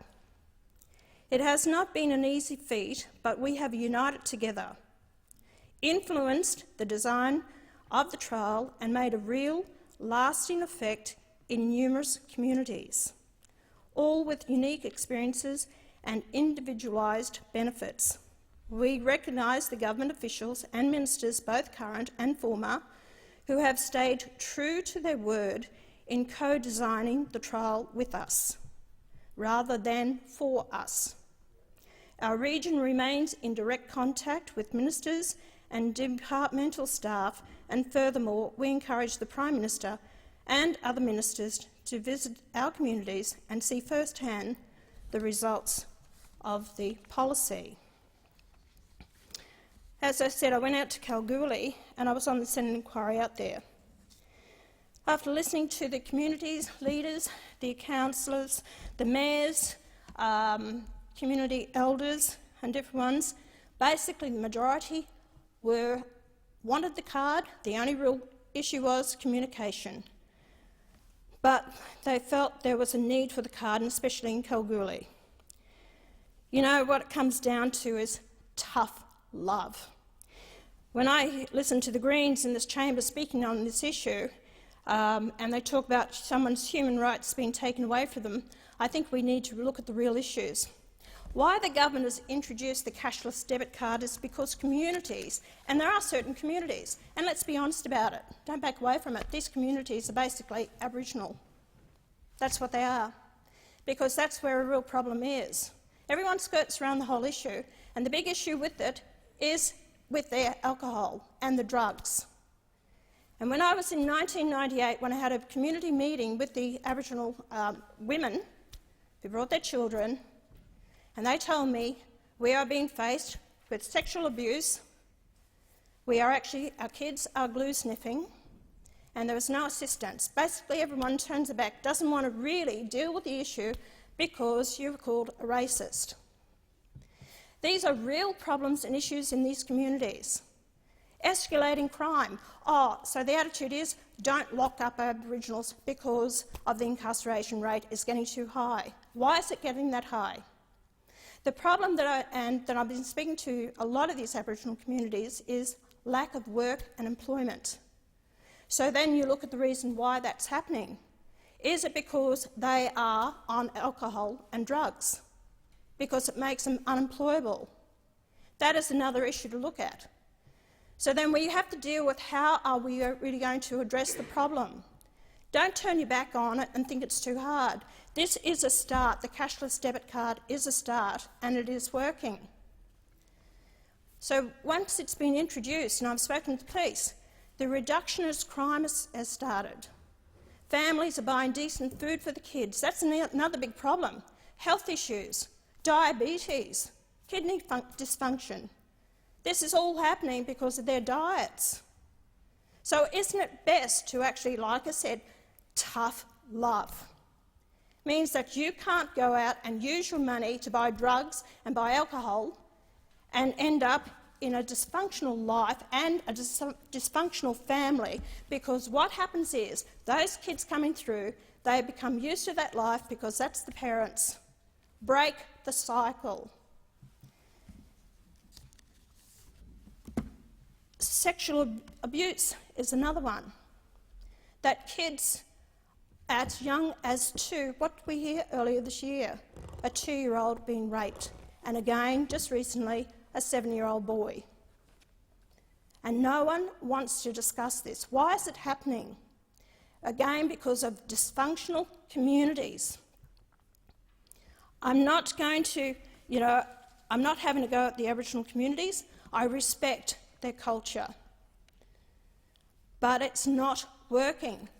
And we have to be honest with ourselves in this place to find the right answers. I don't think anyone here would have a go at any culture at all. But we have to be honest with ourselves and find the answers to try and prove it. Billions of dollars are thrown a year at it, but nothing seems to change. Families are asking for help. Let's look at the cashless debit card. The monies are put into an account. 80% has to be spent on the card, and it stipulates that you can't go and buy alcohol with it, you can't gamble with it. 20% is still cash. They can still spend that cash where they want to. And there's another thing with the Aboriginal community, they understand the culture, is that if you have cash in your pocket and you've got a family member or a friend comes to you and asks you for money, they rarely will say no to it unless they're very strong. They hand over that money. So there is also could be intimidation that's happening in these communities. If you're going to allow these people to actually have cash in their pocket all the time, other family members are the ones who will take the money from them. But if they're restricted and they know they haven't got the cash, they can't hand it over, so they can provide for their own families what needs to be done. So when the Greens talk about, and their amendment today, I can't believe their amendment, it's everyone's rights. The Greens will complain and whinge and complain all the time about different things and people's rights, but I never hear the answers how they're going to deal with this. It's all right to sit back and whinge and complain about it, but unless you actually got the answers, how are you going to deal with this issue? Everyone wants their rights, but with rights comes responsibilities. And if you're actually going to pull back this card, where is the responsibilities of us as the managers of this country for the people on behalf of the people? Where is our duty of care to those young children coming through, to give them some opportunity because their parents aren't good parents and because of the drinking and the alcohol and the sexual abuse that's going on? We have a responsibility to ensure that the kids have at least half a chance to be looked after, educated and not sexually abused. So when the Greens have been moving their amendments today, and the amendment is to abandon it completely, or the other one is they want to take away the income management of the card, that you'll only be on the card if you have a serious offence of 3 years or more, that you'll be on the card. No, that's not what that Well, is. all right, correct. You've got it wrong. So, if you have a serious offence of 3 years or more and on income management, so drunk and disorderly is no reason for it at all. So, when you have people that are saying it is working in these communities, that families are now being able to provide and look after their children, communities are better for it, less violence, less drinking, less alcohol, less drugs. Why on earth would you want to say no to it? You know, if this is all about politics in this place, then I'd say get over it. Because it shouldn't be about politics. You have to look at these bills on what is the best interest for the country and for the people and start working together. If you're not happy with the bill, then come up with some answers, not just should be abandoned and talking about people's rights. As I said before, with rights, with responsibilities and rights go hand in hand. So I do support this bill. It is working. And I'll say to anyone out there who may be listening to this, if you don't like it, the cashless debit card and having a responsibility to the taxpayer that is giving you this money so that you can live and you can put a roof over your head and you can survive, then my suggestion is get a job. Minister. Thank you very much, Mr Acting Deputy President. Can I thank all senators for their contribution on this debate on the Social Security Administration Amendment Cashless Welfare Bill 2019. The cashless debit card is an important part of our plan to improve the lives of Australians by supporting people, their families and communities in places where high levels of welfare dependency coexist with high levels of social harm. By reducing the amount of cash available in a community, the cashless debit card is reducing the overall harm caused by welfare-fuelled alcohol, gambling and drug misuse, and it's working. The evidence on the ground shows that the cashless debit card is making a difference, a real difference, improving people's lives and improving communities. Over a dozen research projects attest to the trial's success. Most recently, the baseline report into the goldfields reaffirmed previous findings.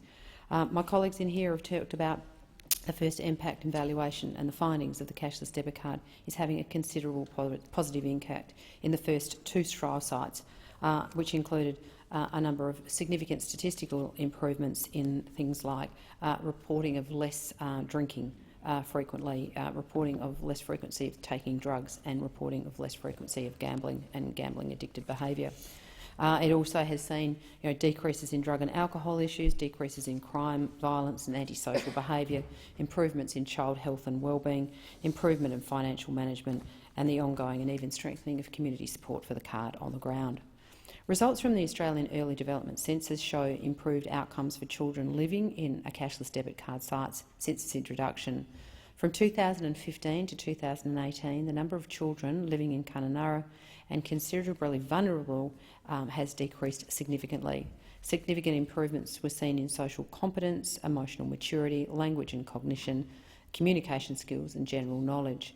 Children living in Wyndham saw a substantial improvement in emotional maturity over the same period. A review of emergency relief food vouchers and parcels in Ceduna found that within 18 months of being placed on the card, 16.5% of cashless debit card participants no longer needed or needed less assistance in this area. The cashless debit card is not a panacea, but the evidence clearly shows that it works, acting as a stabilising force to help people pay for essential items while preventing the excess purchase of alcohol and gambling products. Between April 2016 and July 2019, cashless debit card participants across all sites made transactions to the value of approximately $175 million using their card. $175 million in taxpayer-funded welfare dollars being used on essential items, including not being used on unessential items, which include alcohol, drugs and gambling. 34% of all purchases made on the card were to buy food. There's also been a $400,000 in unsuccessful purchase of alcohol and gambling products that we're aware of. The Morrison government's priority will always be to put the rights of the child first, to have a roof over their head and food in their tummies, ahead of welfare recipients' choice to spend taxpayer-funded welfare on drugs, alcohol or gambling. Unemployment is also down in all sites since the introduction of the cashless debit card. Most recently in Hinkler, in Queensland, the unemployment rate has dropped to 7.3%, the lowest in almost 7 years. And most importantly, youth unemployment has dropped from 28% in May 2018 to 18.1% in May 2019, a drop of almost 10% in a 12-month period. The bill continues the operation of the cashless debit card program but improves the processes introduced through recent non-government amendments for participants to exit the program. It provides a more effective and consistent application process and ensures that the welfare of children, families and the whole community is considered when assessing applications for participants to exit the card. The passage of the bill will clarify the administrative requirements of the cashless debit card exit process and ensure that the exit process is consistent with the cashless debit card regions. There is no change to the continuation of the cashless debit card program in the current trial sites, no change to the government's commitment to reduce the devastating effects of alcohol, drug and gambling in these communities.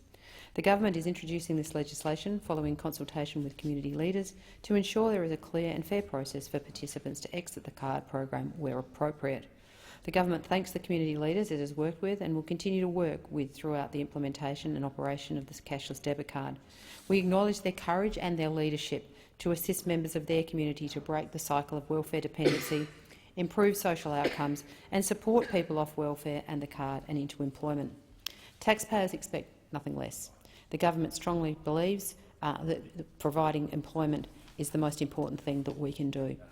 We have heard from both Labor and the Greens about this bill, and I thank them for their contributions. The Greens have moved amendments to the exemption process that the government unfortunately cannot support. These changes would mean that a participant charged with disorderly conduct for drunken behaviour could remain eligible for an exemption despite demonstrating the exact behaviours that the cashless debit card aims to address. Where the Senator or other people have cases of individuals having difficulty using the card to pay their bills, I invite them to provide me with those details separately and my office will investigate. Senator Siewert has also asked a number of questions relating to operational matters of the exit process, and I also thank Senator Siewert for the collegiate way in which she has worked with me and my office in drafting this bill. These changes are best suited to an operational guide or information sheet that will be accompanying the application form. I'll instruct my department to ensure appropriate information is contained in this documentation and provided to the Senator and anybody else. I commend this bill to the Chamber. Thank you, Minister. So the question before the Senate is that the second reading amendment moved by Senator Siewert be agreed to. Those of that opinion say aye. To the contrary, no. I think the noes have it. Division required. Ring the bells.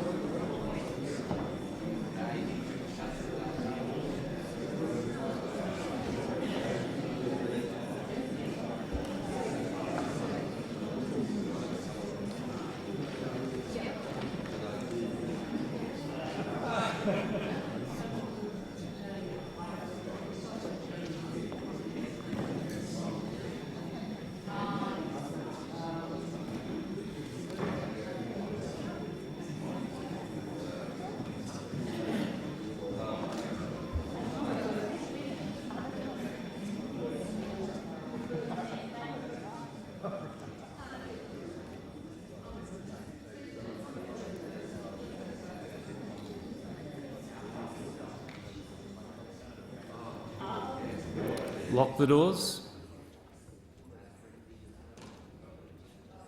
So the question is that the second reading amendment moved by Senator Siewert be agreed to. The ayes will pass to the right of the chair, the noes to the left. I appoint Senator Siewert, teller for the ayes, Senator Ciccone, teller for the noes.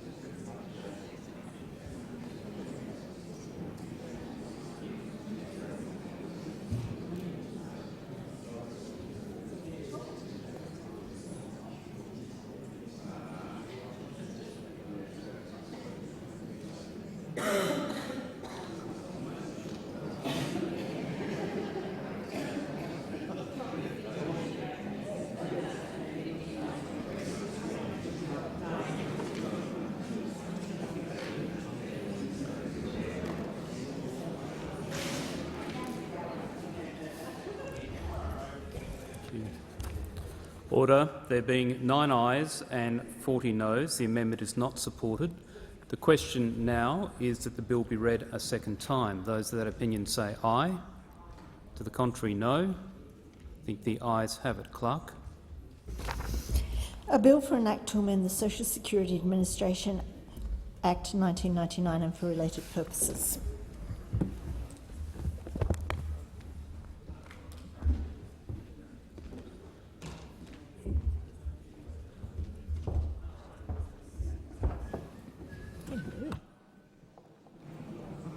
The wish of the committee that the bill be taken as a whole. There being no objection, it is so ordered. Senator Siewert. I know that both the opposition and obviously ourselves have amendments, but I have some questions of a general nature first that I'm wondering if we could deal with first and then proceed to some of those. Sure, we're in the hands of the Committee of Whole. So, could I ask the Minister first off about? First off, she made some comments in her closing statement, and I'm wondering if the Minister could provide or perhaps take on notice the references for some of those comments that she made around some of the figures, because some of those sound like new figures and it would be very helpful to have those figures. So if I could ask the Minister to take that on board. Could I also ask, my understanding was the next report from the University of Adelaide's work was due in June. I'm wondering if my understanding is correct, and if so, has that report been made available to the government yet? Minister. Thank you, Senator. So my understanding is that the report is actually due to be provided to me in October. I think the time frame was late 2019, but my understanding is October is the time I'm expecting it.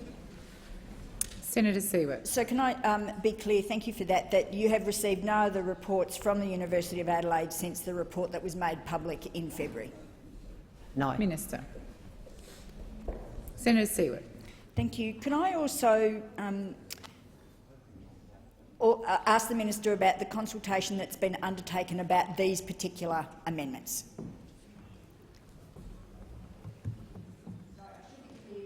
Communities involved, sorry. Minister. So the department has. Yeah. Look, thank you very much, Senator Seward. The department has undertaken consultation with all of the communities for community trial sites, and I also personally myself have had discussions with a number of members of the community in which one of the communities in Western Australia in your home state, in the goldfields, in relation to their concerns that were raised about the specifics of the process for financial exemption. Senator Seward. Thank you. Did that involve participants, people that were actually on the card, general participants, but then participants that were seeking wellbeing exemptions and the opt-out exemptions? Minister. Look, Senator, I can confirm that a number of people that were on the card were consulted through the process. I could not be specific as to whether any of those were seeking or intending to seek exemptions through this process.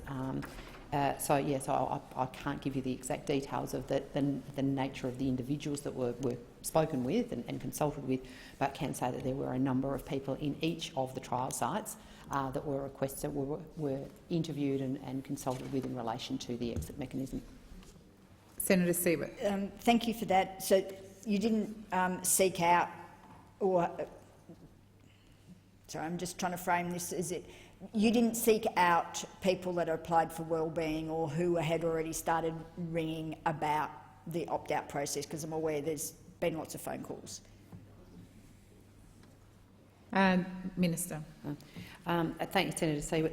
Much of the consultation was taken prior to the commencement of the process, and we didn't actually seek out people who weren't on the card. So anybody who actually had been granted a wellbeing exemption obviously wouldn't be on the card, so we didn't speak to them particularly. But whether there were people within the cohort of people that were consulted with which are on the card who would have intended and believed that they were eligible for the new exit mechanism, I am unaware of the specifics of the number of those people that were consulted with. I'm not sure if that information is available, but I'll certainly try and find out. Senator Seward. That'd be appreciated. Take your point about opt-out, although I know my office was getting phone calls prior to the opt-out about how we understood the opt-out process was going to work. So I presume that they're also phoning the department. In terms of wellbeing, I'm aware that there's a number of people that have been applying for the wellbeing process. So that's why I asked that particular question, because I know that my office has been helping a number of them. I've got specific questions around a range of things to clarify a number of things. Do we start that process now? Yes, Senator Seward, you can certainly ask questions, make statements, or put your amendments through the Committee of the Whole. In terms of the exit arrangements, seeking some clarification about how they are going to be interpreted, because that's what people are looking for. And, Minister, you made a reference to a guide, so I'd like to ask, firstly, is it your intention in terms of providing further interpretation about how people interpret the criteria in that guide, and also when is it likely the guide will be available? Minister. Look, thank you, Senator Seward. The information that is required for anybody who's making application to be exempt from the card will be contained as part of the package that they will be provided access to as part of their application form. So sitting alongside of the application process, which could either be online, so we'll make it available through their online portal, or alternatively for those people who don't feel comfortable with doing it themselves or doing it electronically, obviously these services will be available to assist them through the process by their providers in their local communities. But as attached to that application for the exit process will be a set of guidelines to enable them to see what is the process that they need to go through, what is the information that they need to provide, and at the same time we will be using a person from the Department of Social Services to assist them, if they require assistance, to talk them through how they make that information available to them. Senator Siewert. Sorry, there's a number of things just in that one answer I want to follow up. So just on the last point, do you envisage that someone from DSS will help with that process over the phone rather than in, say, just say it's in Kununurra, somebody can go into the Centrelink office. Could someone also go into the Centrelink office to obtain support with the guide? Is that also the sort of thing you see happening? Minister. Okay, just in clarification, it would be more likely the local partner in the community would be where we'd be seeking for them, the person to go and receive that one-on-one assistance. But equally, if they were were happier to actually use our services, then they obviously can. There will be a telephone services available to them as well as substantial online information. But recognising that sometimes connectivity and capacity prevents people from using a purely online service. Senator Siewert. When you talk about local partner, who do you mean INJU or an NGO? Minister. Sorry, community organisations or contractors within the community. Yeah. So we're contracted by INJU to provide the service. One moment.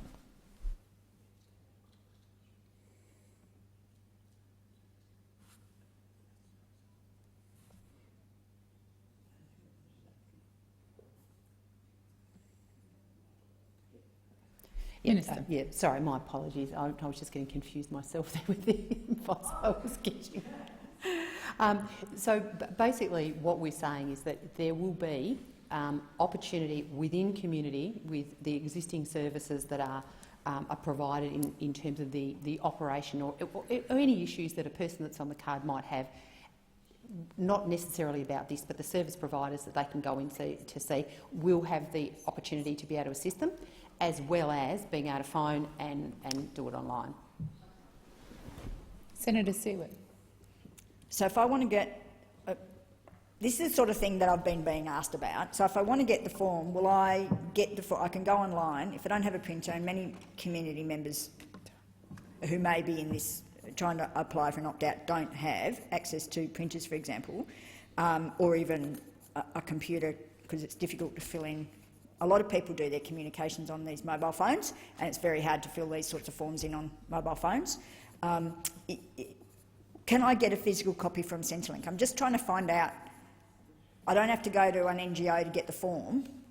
Can I go to Centrelink? Can I get the form?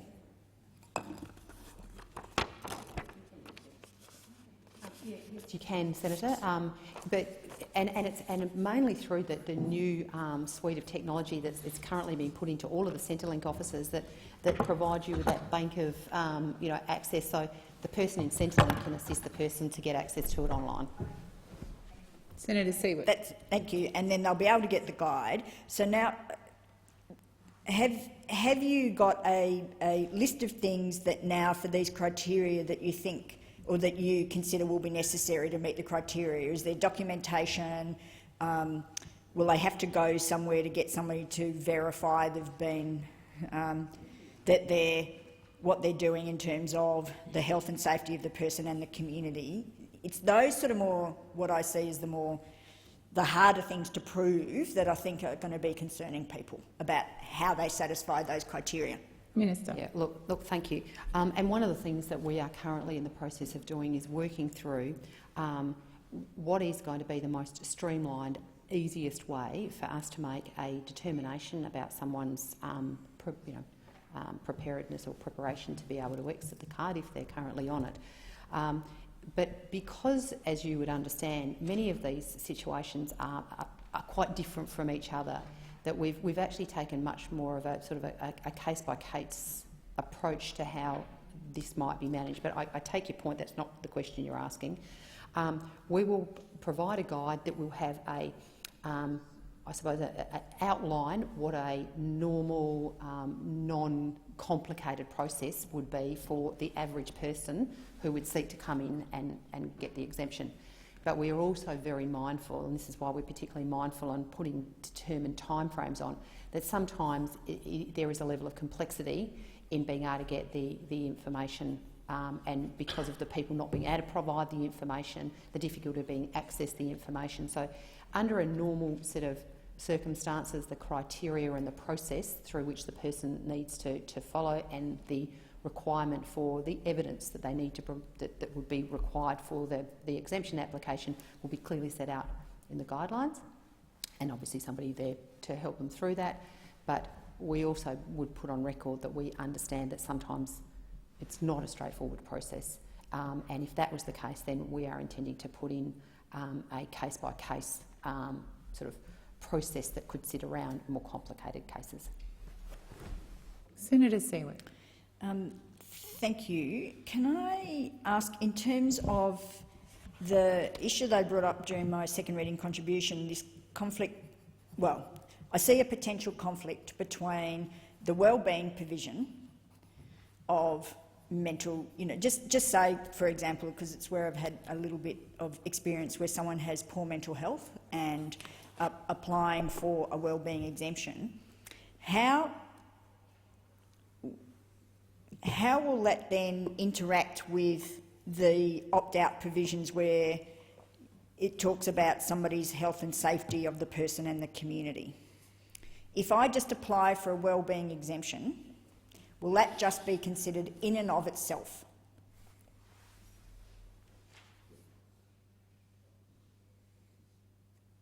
Minister. Yeah.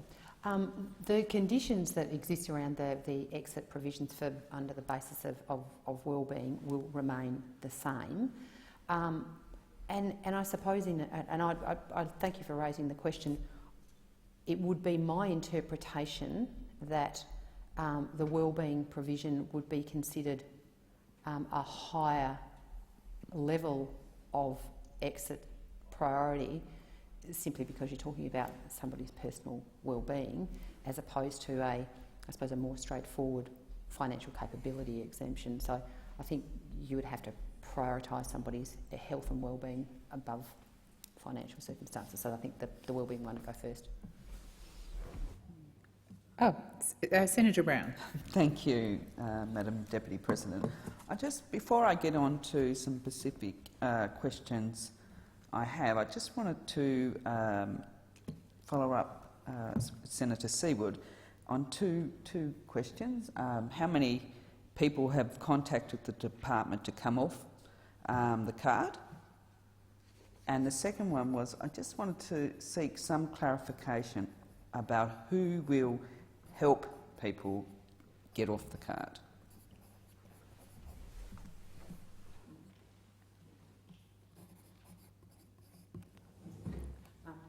Thank you very much, Senator Brown. 1,054 people have made a phone call to the relevant number seeking information or advice about the process.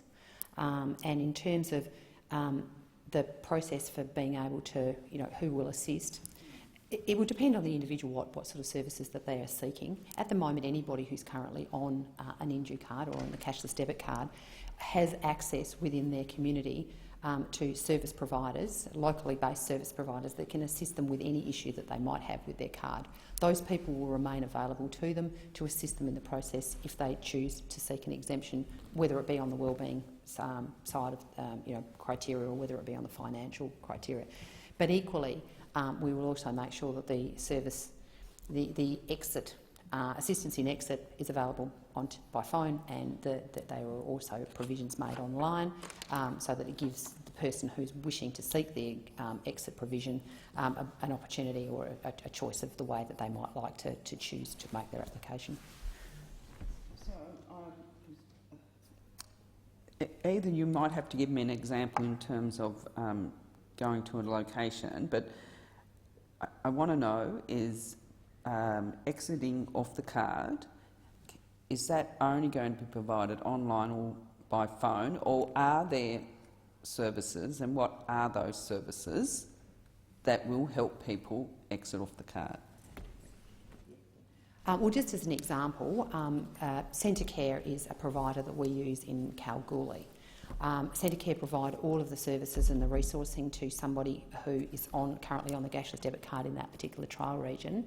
So if a person in that area, and these services are provided in all of the sites, but I'm using that as an example because you asked for an example.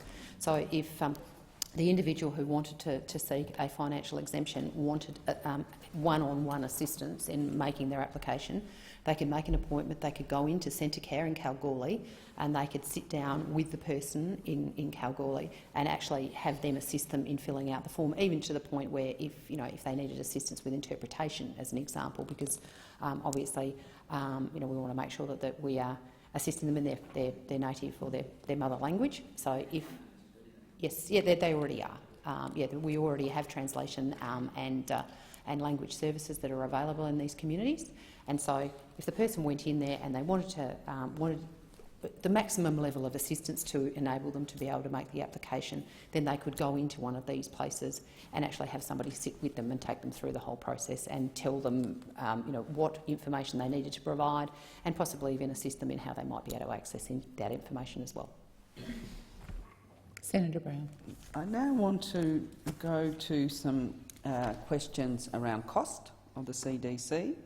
So if you would be able to provide how much has been spent to date on the CDC in total and in each location, how many people are currently on the card in total and in each location, what is the person cost of the card to date, how much will the government, if you rather take these one, I can. Okay. How much will the government spend across the forward estimates on the cashless debit card combined with expenditure to date? So what is the total expenditure? Minister.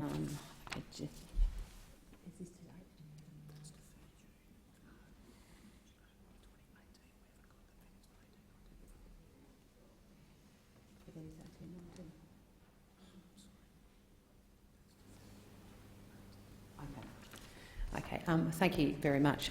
Senator Brown, the costs of the card across all of the trial sites, which include implementation, providing additional funding to existing services to provide the wraparound services that were identified as being needed, and communications to the period up to the 30th of June 2018 was $34.2 million.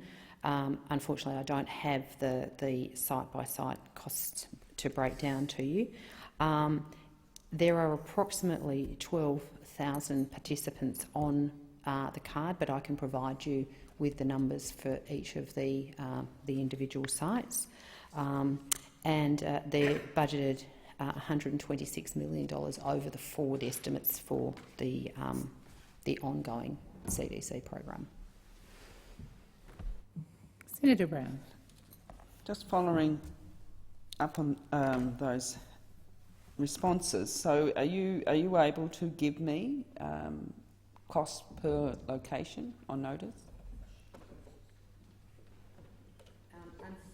Unfortunately, Senator Brown, I can't, because some of the costs are shared across all of the areas, and others are actually site-specific. I'm certainly happy to take on notice to see how much more granular I can be in the information that you're asking for, and more than happy to provide that to you. But at the moment, I'm not entirely sure I'm going to be able to provide you with the exact information that you're asking for. Senator Brown. Okay, I appreciate that undertaking, that you should be able to provide some cost information based on a region, or so if you could provide that, that'd be great. But you would be able to provide about how many people in each location. So you'll. Minister. Yeah, I will take it on notice. I mean, I could give you an estimation within hundreds, but I prefer to take it on notice to be exact. Senator Brown. And I'm not sure if you responded about the cost per person. Minister.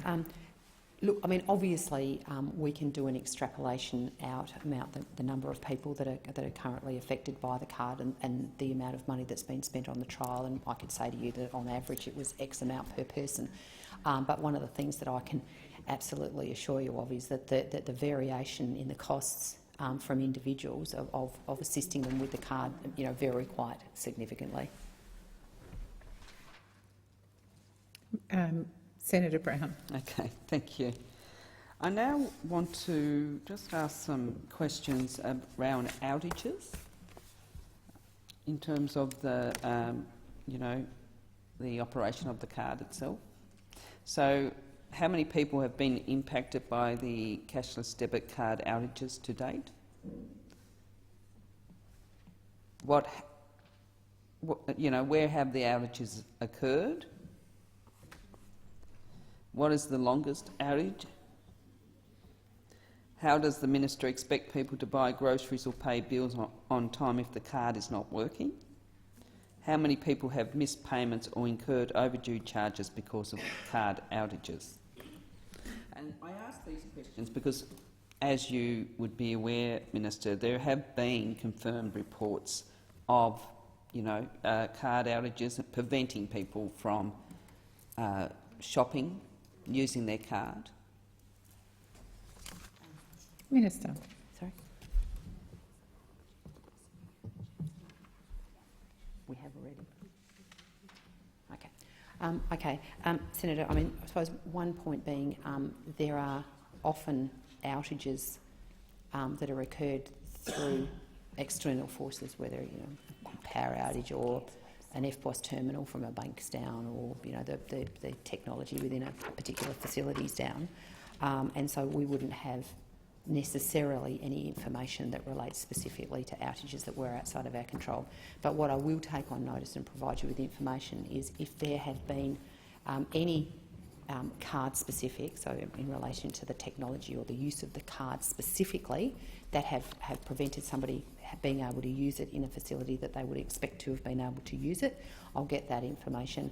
And once we've got that information, we'll seek to provide the further detail in terms of the implications of those outages. But my advice is that the majority of times that people have been concerned about the inability to be able to use their card, nobody would have been able to use any cards because the outage was actually a more general community-wide outage, as I say, whether it was a power outage or a failure of an SPOS system.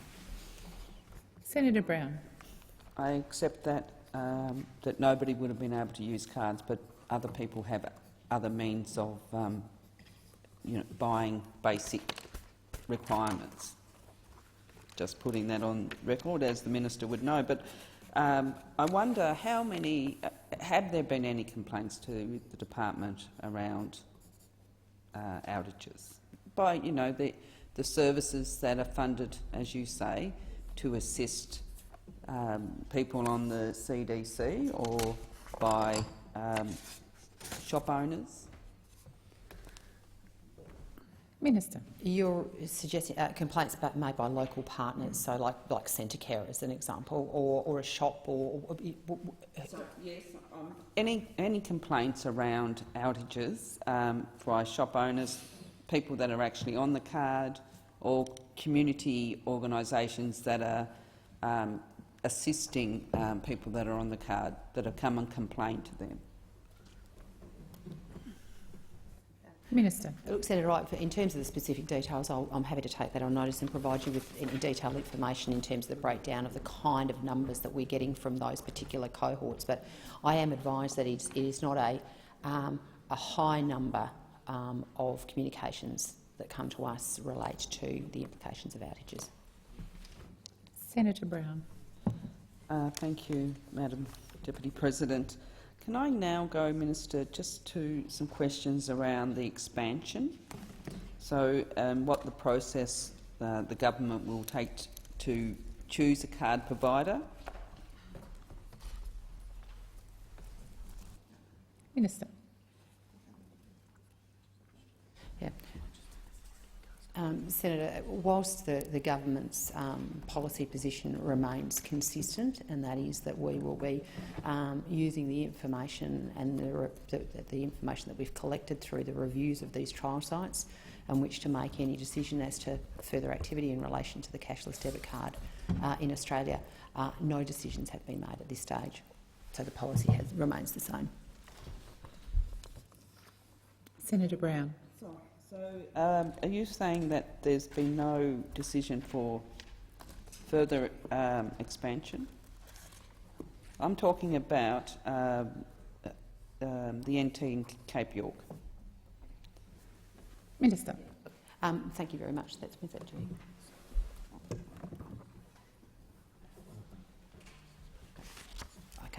Okay, thank you very much. Obviously, I was actually thinking you were referring to it more broadly. Certainly, since the re-election of the Morrison government, there are some processes that still have to be undertaken in relation to developing the legislation to enable those people that are currently on the basics card in the Northern Territory and in Cape York to be able to be moved over onto the cashless debit card. So, whilst the intention is quite clear, the legislative instruments to enable that to happen have not passed through this place as yet.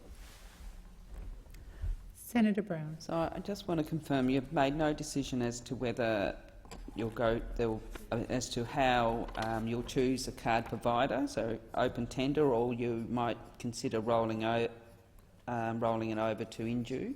You haven't made that decision. Minister. Yeah.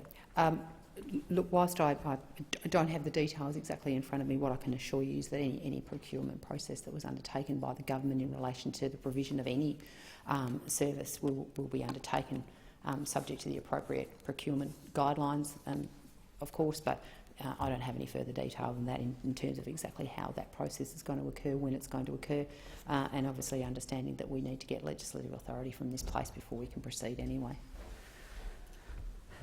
Senator Brown. Okay, thank you for that response. I'm just confirming that no decision has been made by government as to how a card provider will be chosen.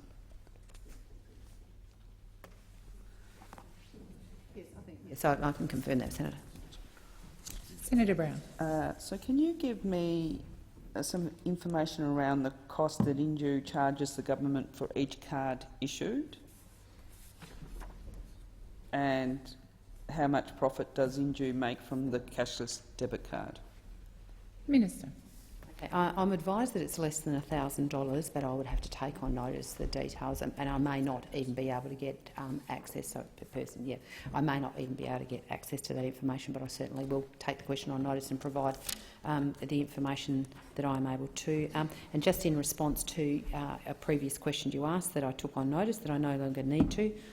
The number of participants in the 4 trial sites are Goldfields, 3,326, East Kimberley, 1,517, Ceduna, 932, and Bundaberg and Hervey Bay, 5,524. Senator Brown. So, can the minister confirm the major banks declined to participate in the trial? And was this because the big banks have concerns about the way the government is rolling out this program? Hello.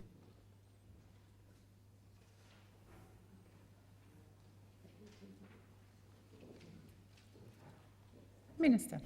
Thank you very much. My understanding, and excuse me because I wasn't a party to the original negotiations in this area, my understanding was that the original trial sites were quite small, and Ceduna being by far the smallest, that the banks saw the small scale of the trial as not being something that they weren't necessarily interested in to participate in, but that was the reasoning that was given to us by the banks, I understand, at the time that we sought for their involvement. Senator Brown. Now, I just have a few more questions before I either hand over to Senator Seward or actually move an amendment. Does the minister think that every person on the CDC is incapable of managing their affairs?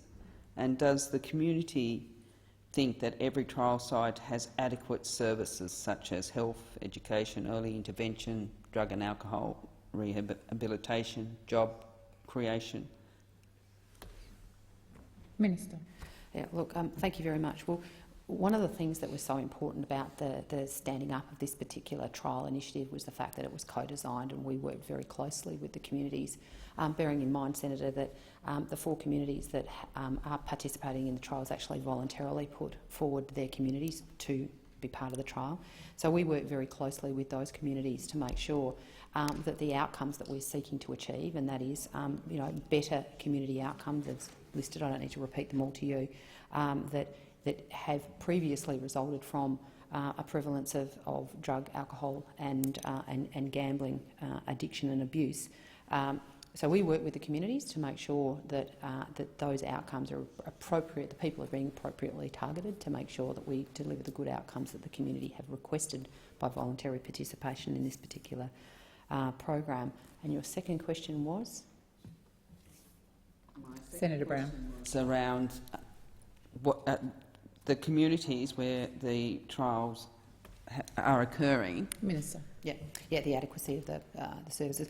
One of the things that we did do as part of the process of setting up these trials was to make additional funds available to many of these wraparound services that in many instances already existed within the communities, but we saw that with the introduction of a new way of seeking people to manage their financial affairs and the consequences of that additional funding was needed to assist them with those wraparound services. And so, yes, the answer is yes. Senator Brown. Well, certainly, I listened very closely to your response, but certainly since the start of the rollout, there has been considerable number of people that have actually withdrawn their support for the cashless debit card, and we heard that in some of the contributions here today, and I'm sure that the department and yourself, Minister, would be fully aware of that. So my question is just having going to the question around services that have been provided to communities, trial site communities. What conversations have those communities had either with the Minister or the department around issues that they have with either a lack of wraparound services or not adequate wraparound services, or those services are not actually being there at all?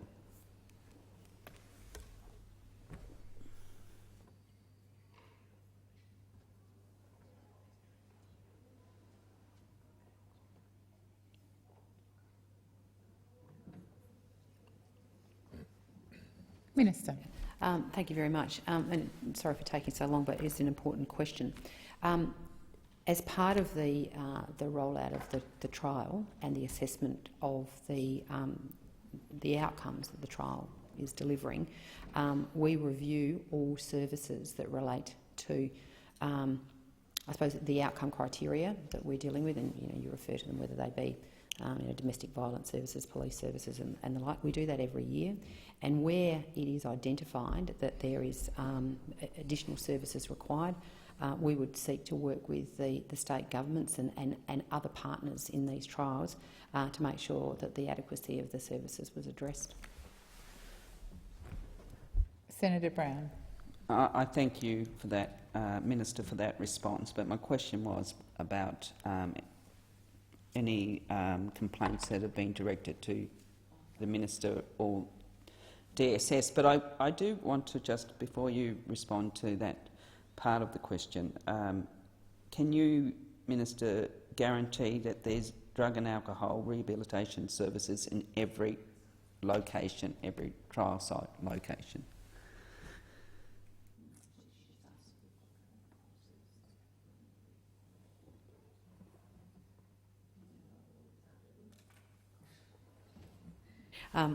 Thank you very much, Senator. I'm advised that yes, we do have drug and alcohol services in each of the trial sites that are available to participants. complaints. It appears from the advice that I'm receiving from the agency, who is closer to the coalface on this than I am, that we receive very few complaints. But obviously, when we do receive complaints, they're taken seriously and addressed, and anything that's put into will be put into part of the review if it relates specifically to the availability of the services that you're referring to. Senator Brown. Potentially could be my last question, but can you take on notice to be able to provide a list of the complaints, where the complaint was made from, and about what the nature of the complaint? Minister. Get this clear.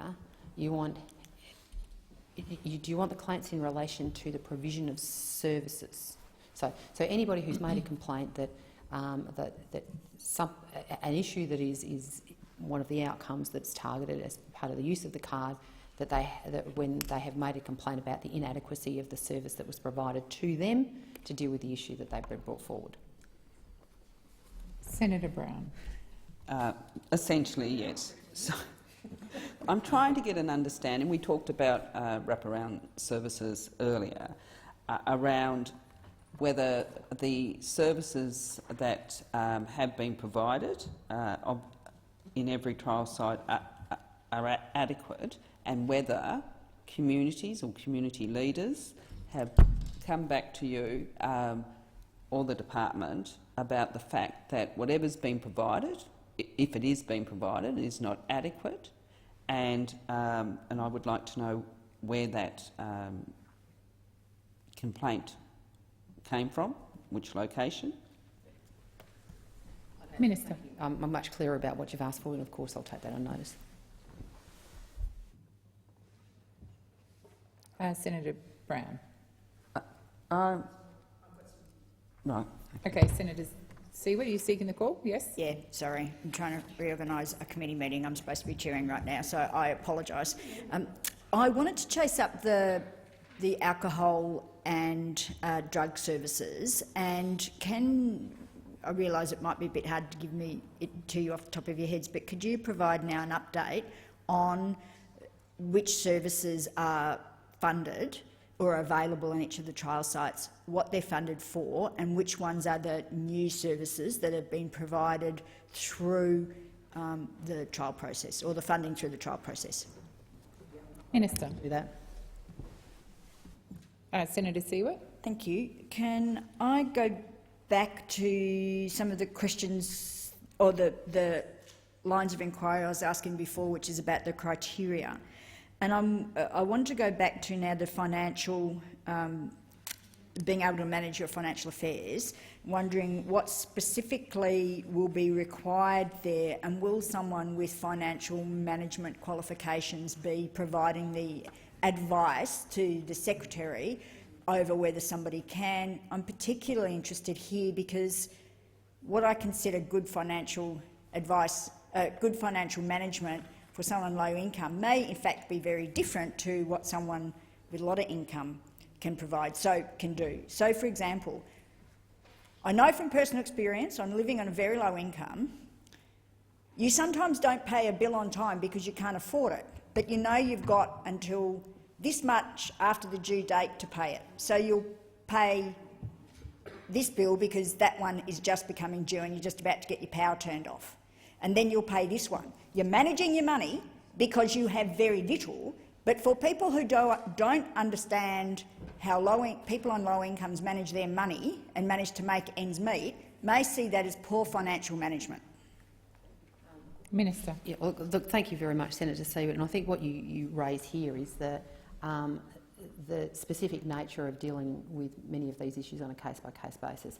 I suppose in drawing the analogy that you've just done, I mean, nobody's going to get a bad credit rating for paying their bills a bit late. You only get a bad credit rating if you don't pay your bills at all and you fall into default and you end up through the process getting, put on a register. So I take very clearly your point that the degree to which the interpretation of financial management prudency is interpreted.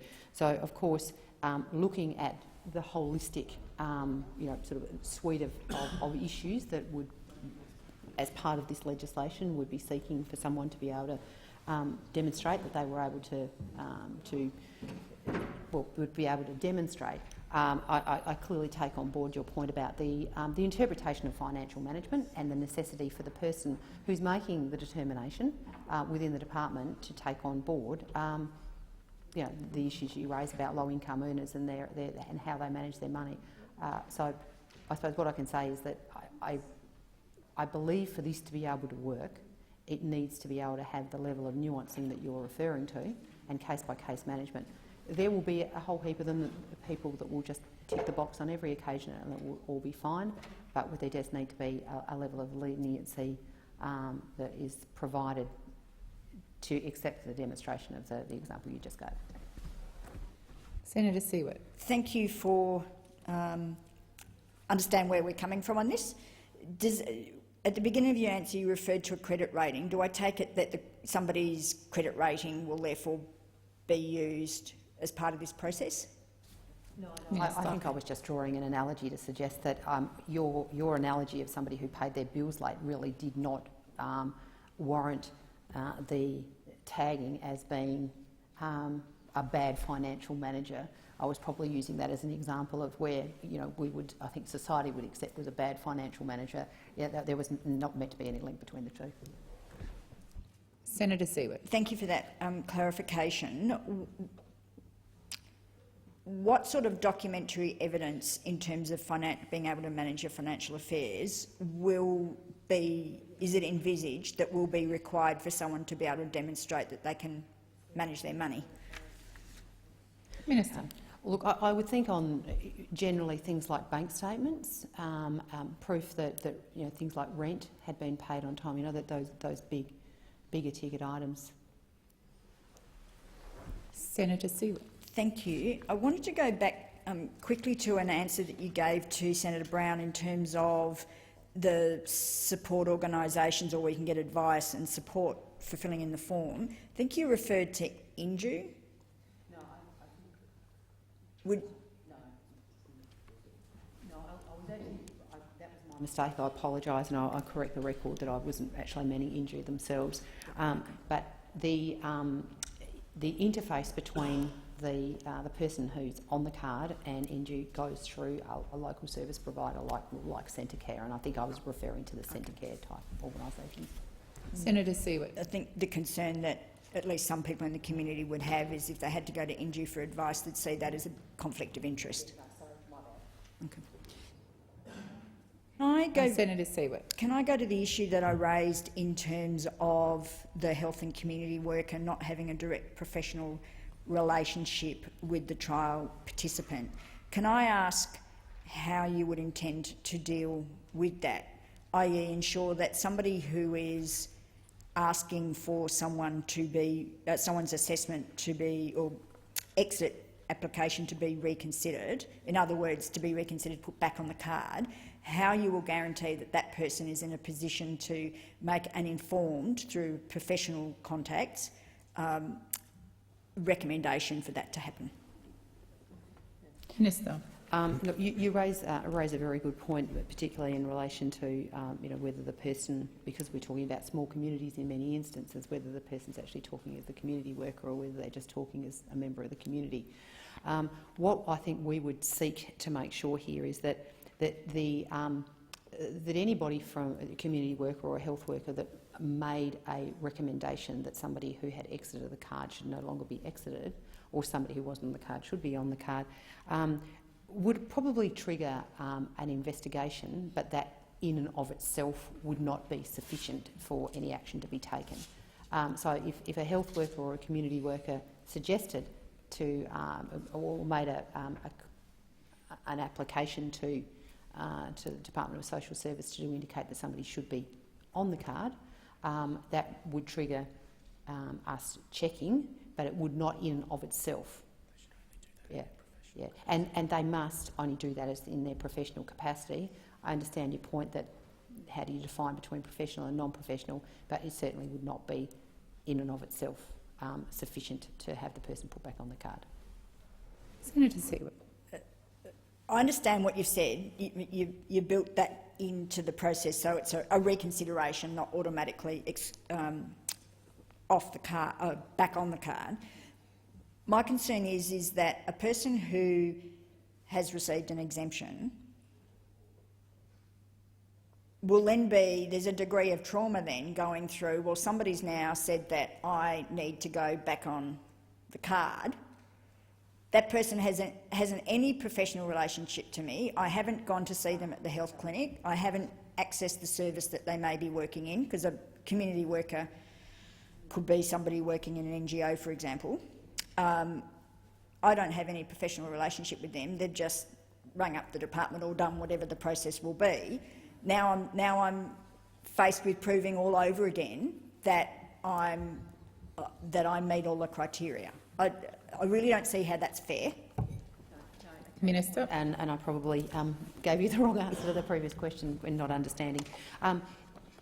A trigger to reassess somebody's eligibility for being exempt could only be triggered by a community health worker or allied service worker if they were making that recommendation in their capacity as a worker in relation to the individual through which that they were referring. Senator Seawood. Okay, thanks. Just so I've got it clear, there will be something on the form that someone has to fill out to say, I've done this because I saw this person for this reason and... Right, okay, that will then ensure that it won't be considered unless that box is ticked. Right, thank you. Sorry, can I just clarify? Minister? I'm not sure I'm quite down to the kind of detail to say whether there's going to be a box on the form, but in terms of, yes, that they must have a relevant and direct relationship, professional relationship with the person which they're referring. Senator Seawood. Sorry, I was talking. I apologise. It sounded like I was talking literally, but I was talking figuratively. But the point is, I take the point. Can I ask now about the wellbeing exemptions and check one of the things with the wellbeing exemptions, and I'm glad this is being tightened up, is the issue around how the serious risk is being interpreted. Will there now be some guidance for people when they're applying for the wellbeing exemption? Because at the moment it has been, I do appreciate there hasn't been a lot of guidance there, so it's been a bit hit and miss, quite frankly. Will there be some guide to participants about what information they need to provide? Minister. Look, thank you, Senator Seawood, and as a reflection of some discussions that we've been having with you in the development of this, we quite clearly saw that a clearer a set of guidelines or criteria in relation to the wellbeing exemption was needed. So in reformatting this, assuming we're successful in getting these amendments through this place today, we would make sure that the same sort of guidelines and clarity of what was required sat alongside the wellbeing exemption as well as the financial one. Senator Seawood. Will a GP's certificate or advice to support a wellbeing exemption be considered adequate as part of that process? Minister. Yeah. My understanding is that it would be a very significant part of the process, although the interaction with a social worker as part of the process would still remain. But obviously, medical evidence would be the highest form of support. Senator Seawood. Thank you. And if I understood what you just said, that'll also be part of that process will also be included as part of the guide. Yep. Yeah. Okay. Thank you. Can I go on to the review process and just get a bit of clarity around how that process will operate? I understand that the process is reviewable. Is it going to be the usual review process under Social Security law? Minister. Yeah. Look, thank you. And hopefully I'm answering the right question here in terms of, obviously, Social Security law applies across anything that we do. But what we're seeking to do as part of this new process is actually to put an internal review process into the Department of Social Services to enable them to be able to deal with any complaints or determinations that are not agreed with within the agency at a higher level than the standard determination may well be made, to avoid only those cases that obviously are of more significant nature, end up having to go to a higher place like the AAT. Senator Siewert. So just so I'm clear, I understand there'll be an internal process and then there's the external process of the AAT. The internal process, what will that look like?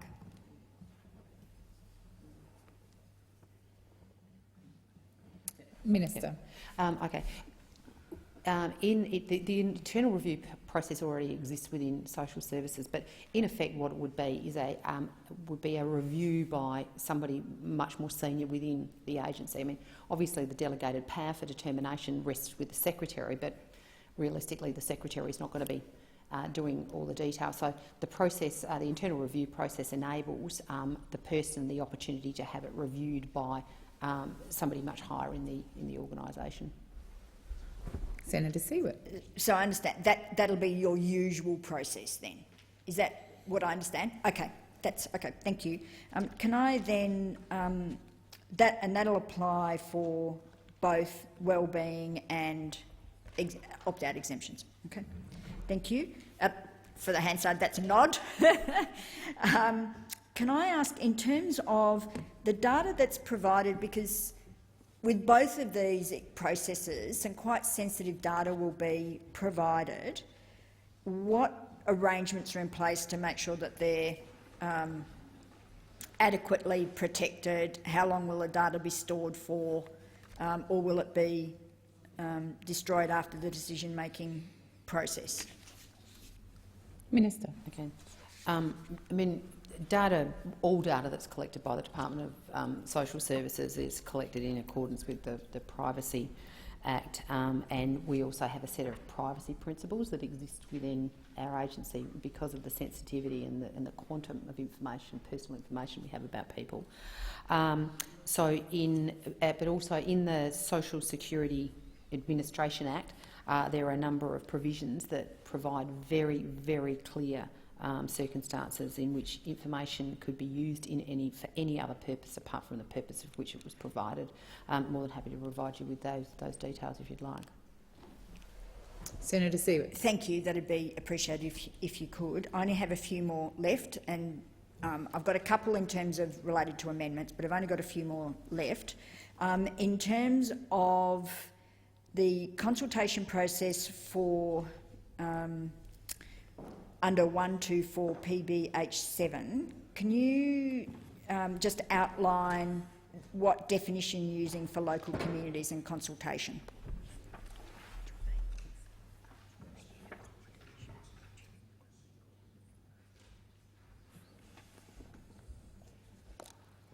Minister. Yep. Thank you, Senator. I suppose it's pretty much a catch-all term so that we can consult as broadly as possible. But in terms of the specifics that you're asking, obviously community leaders, community service providers, the community participants. So it really is very much at the broadest possible catch-all in terms of the level of consultation that can occur, but in the specifics, as I say, community leaders, community elders, participants, providers, and current participants, most importantly. Senator Siewert. Thank you. Is there when you're undertaking the consultations under that provision, how will you carry out that consultation? Have you determined that? Because there's been some criticism of the consultation that's been undertaken today. Minister. Yeah.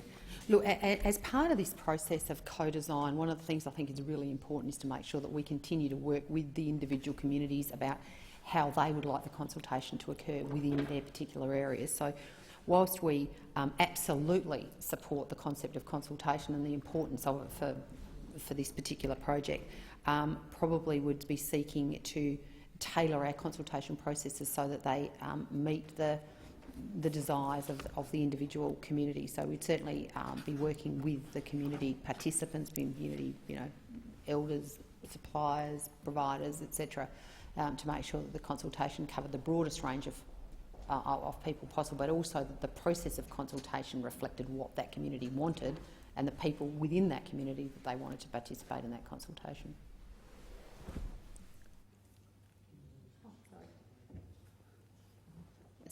Senator Lyons. Thanks, Chair. Deputy President, I just wanted to go back to some comments you made earlier, Minister, and you gave that example of centre care in Kalgoorlie. So if I'm a CDC person in Kalgoorlie and I want to get off the card, one, how do I know to go to Centrelink, and who in that agency is actually going to help me with the form? Minister. Yeah, obviously as part of the process of making the people that are on the card aware of the changes that we hopefully will pass through this chamber today, we would make them aware by a normal communication process so that they would be aware of that. But also many of the people that we are talking about constantly interact with places like Centre Care in Kalgoorlie and would know well to approach them and do constantly have meetings with them anyway. Senator Lyons. Thanks, Chair. So, as one of those forms of communication, the 4,000-odd people in the Goldfields region would receive a letter indicating to them that they could apply to come off the card? Minister. Look, we weren't actually planning on sending a specific letter. I'm a bit nervous of letters, as you might well imagine. But certainly we would provide a form of communication to the people who are on the card to make sure that they were aware that the provision now existed. I want to know what form that's going to take. And my second question is, whilst I do appreciate some people on the card in the Goldfields region would be in contact with Centre Care, but if they're not and they front up to the counter, who is Centrelink going to provide? Is it the financial counsellor? Who is it specifically? And how do I, as a cashless debit card holder, know? So you will send them some form of communication that says you can go and apply to come off the card, and then will there be a list in the Goldfields region of agencies that I can contact if I can't do it online? Minister. Set out. We mean set out.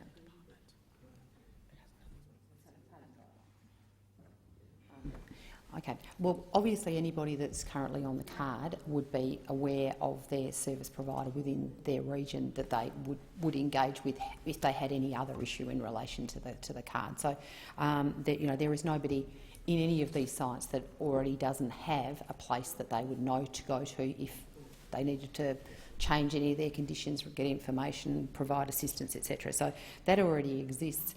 But certainly part of the guidelines that are associated with the two exemption categories that we're seeking to amend and have reinserted into the bill today would have all of the information sitting alongside it as to how they should progress if they wished to avail themselves of this particular provision.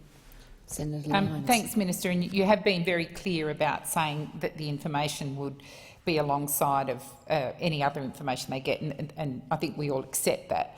My issue is when I go into Centrelink, I need to be assured, when I go into Centre Care in Kalgoorlie, I need to be assured that there is someone there that is able to assist me in my application if I'm not able to do that myself. And I'm asking who it is in Centre Care or which department is. Is it their financial counselling? Is it the drug and alcohol services? Is it the domestic violence services? Which service would I be asking for when I walk into that Centre Care office in Kalgoorlie? Minister. Yeah. When somebody walked in, if they walked in and they fronted up at the counter at Centre Care in Kalgoorlie and said, look, I would like to apply for an exemption, there will be people in that office that have the specific skills and responsibilities to assist somebody who wanted that particular assistance. then obviously the other people that sit within that agency that may be more specific to the provision of information that they may need to fill out their form would obviously be accessed. But there is particular people that are the first interface that would assist them with their application process. Senator Lyons. Thanks, Chair. So, Minister, you've said there's specific people within that centre care office. Are they funded to undertake this work on behalf of the government to assist people who want to put an application in to come off the card? Because centre care has specific services for which it's funded: domestic violence, financial counselling, accommodation, and so on. So where does this person come from out of those separate departments, and has centre care been specifically funded to do this work? Minister. Yes. Yeah, my understanding is they actually have got specific funding to assist us in this process. Senator Lyons. Okay, so they've got specific funding. Are you able to outline, and you can take this on notice, what that specific funding entails and which organisations across the country have got that across the trial sites have got that funding? Thanks, Minister. Minister. Yes.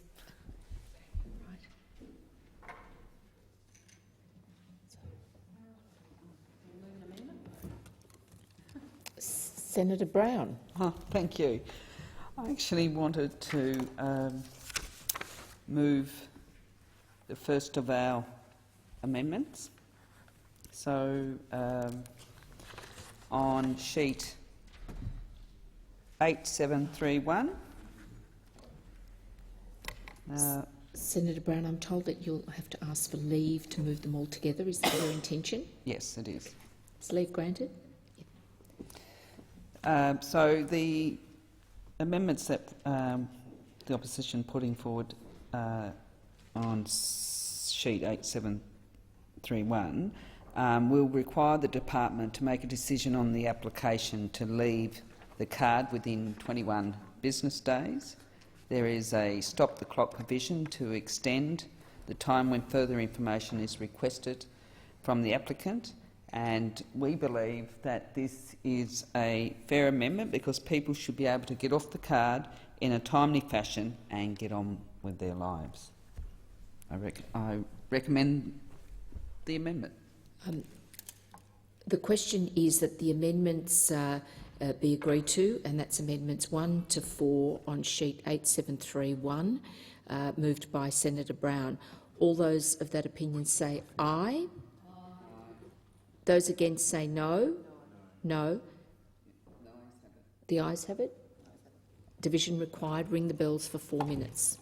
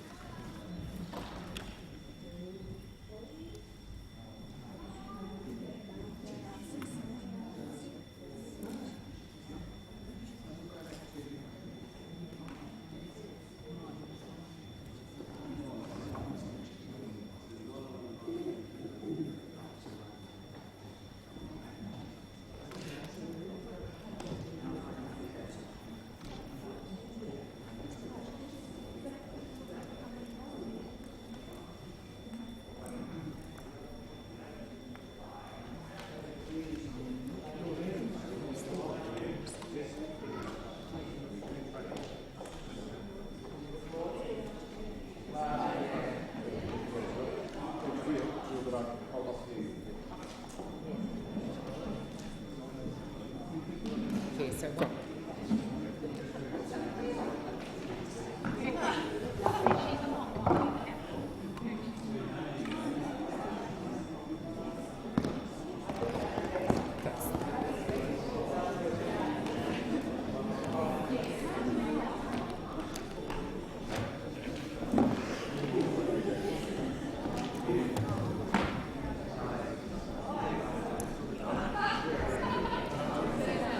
Yes.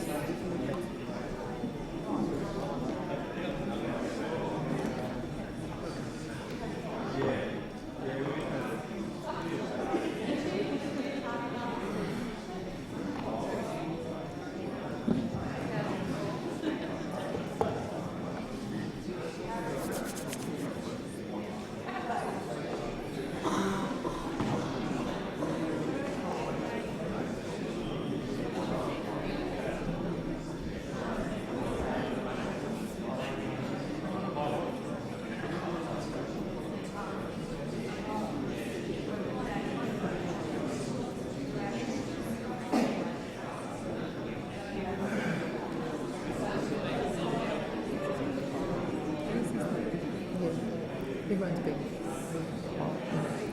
It's a shame you can't see in the room, but obviously it needs to be in the hand side.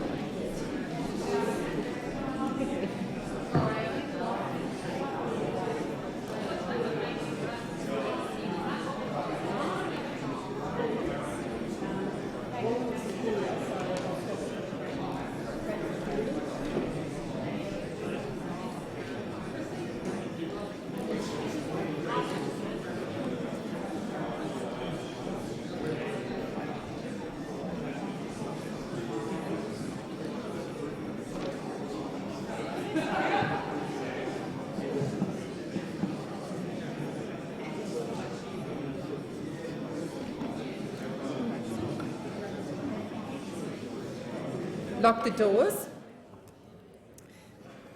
So the question is that the amendments on sheet 8731, 1 to 4, as moved by Senator Brown, be agreed to. The ayes shall move to the right of the chair, the noes to the left. I appoint Senator Urquhart as teller for the ayes and Senator Smith as teller for the noes.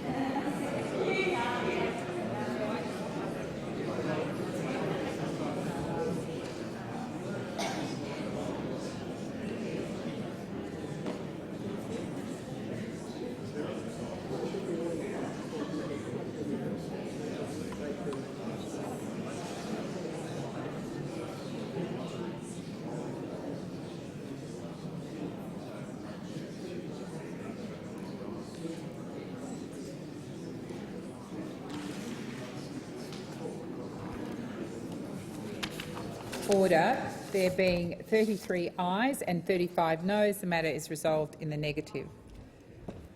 It now being 12:45, the Senate shall report.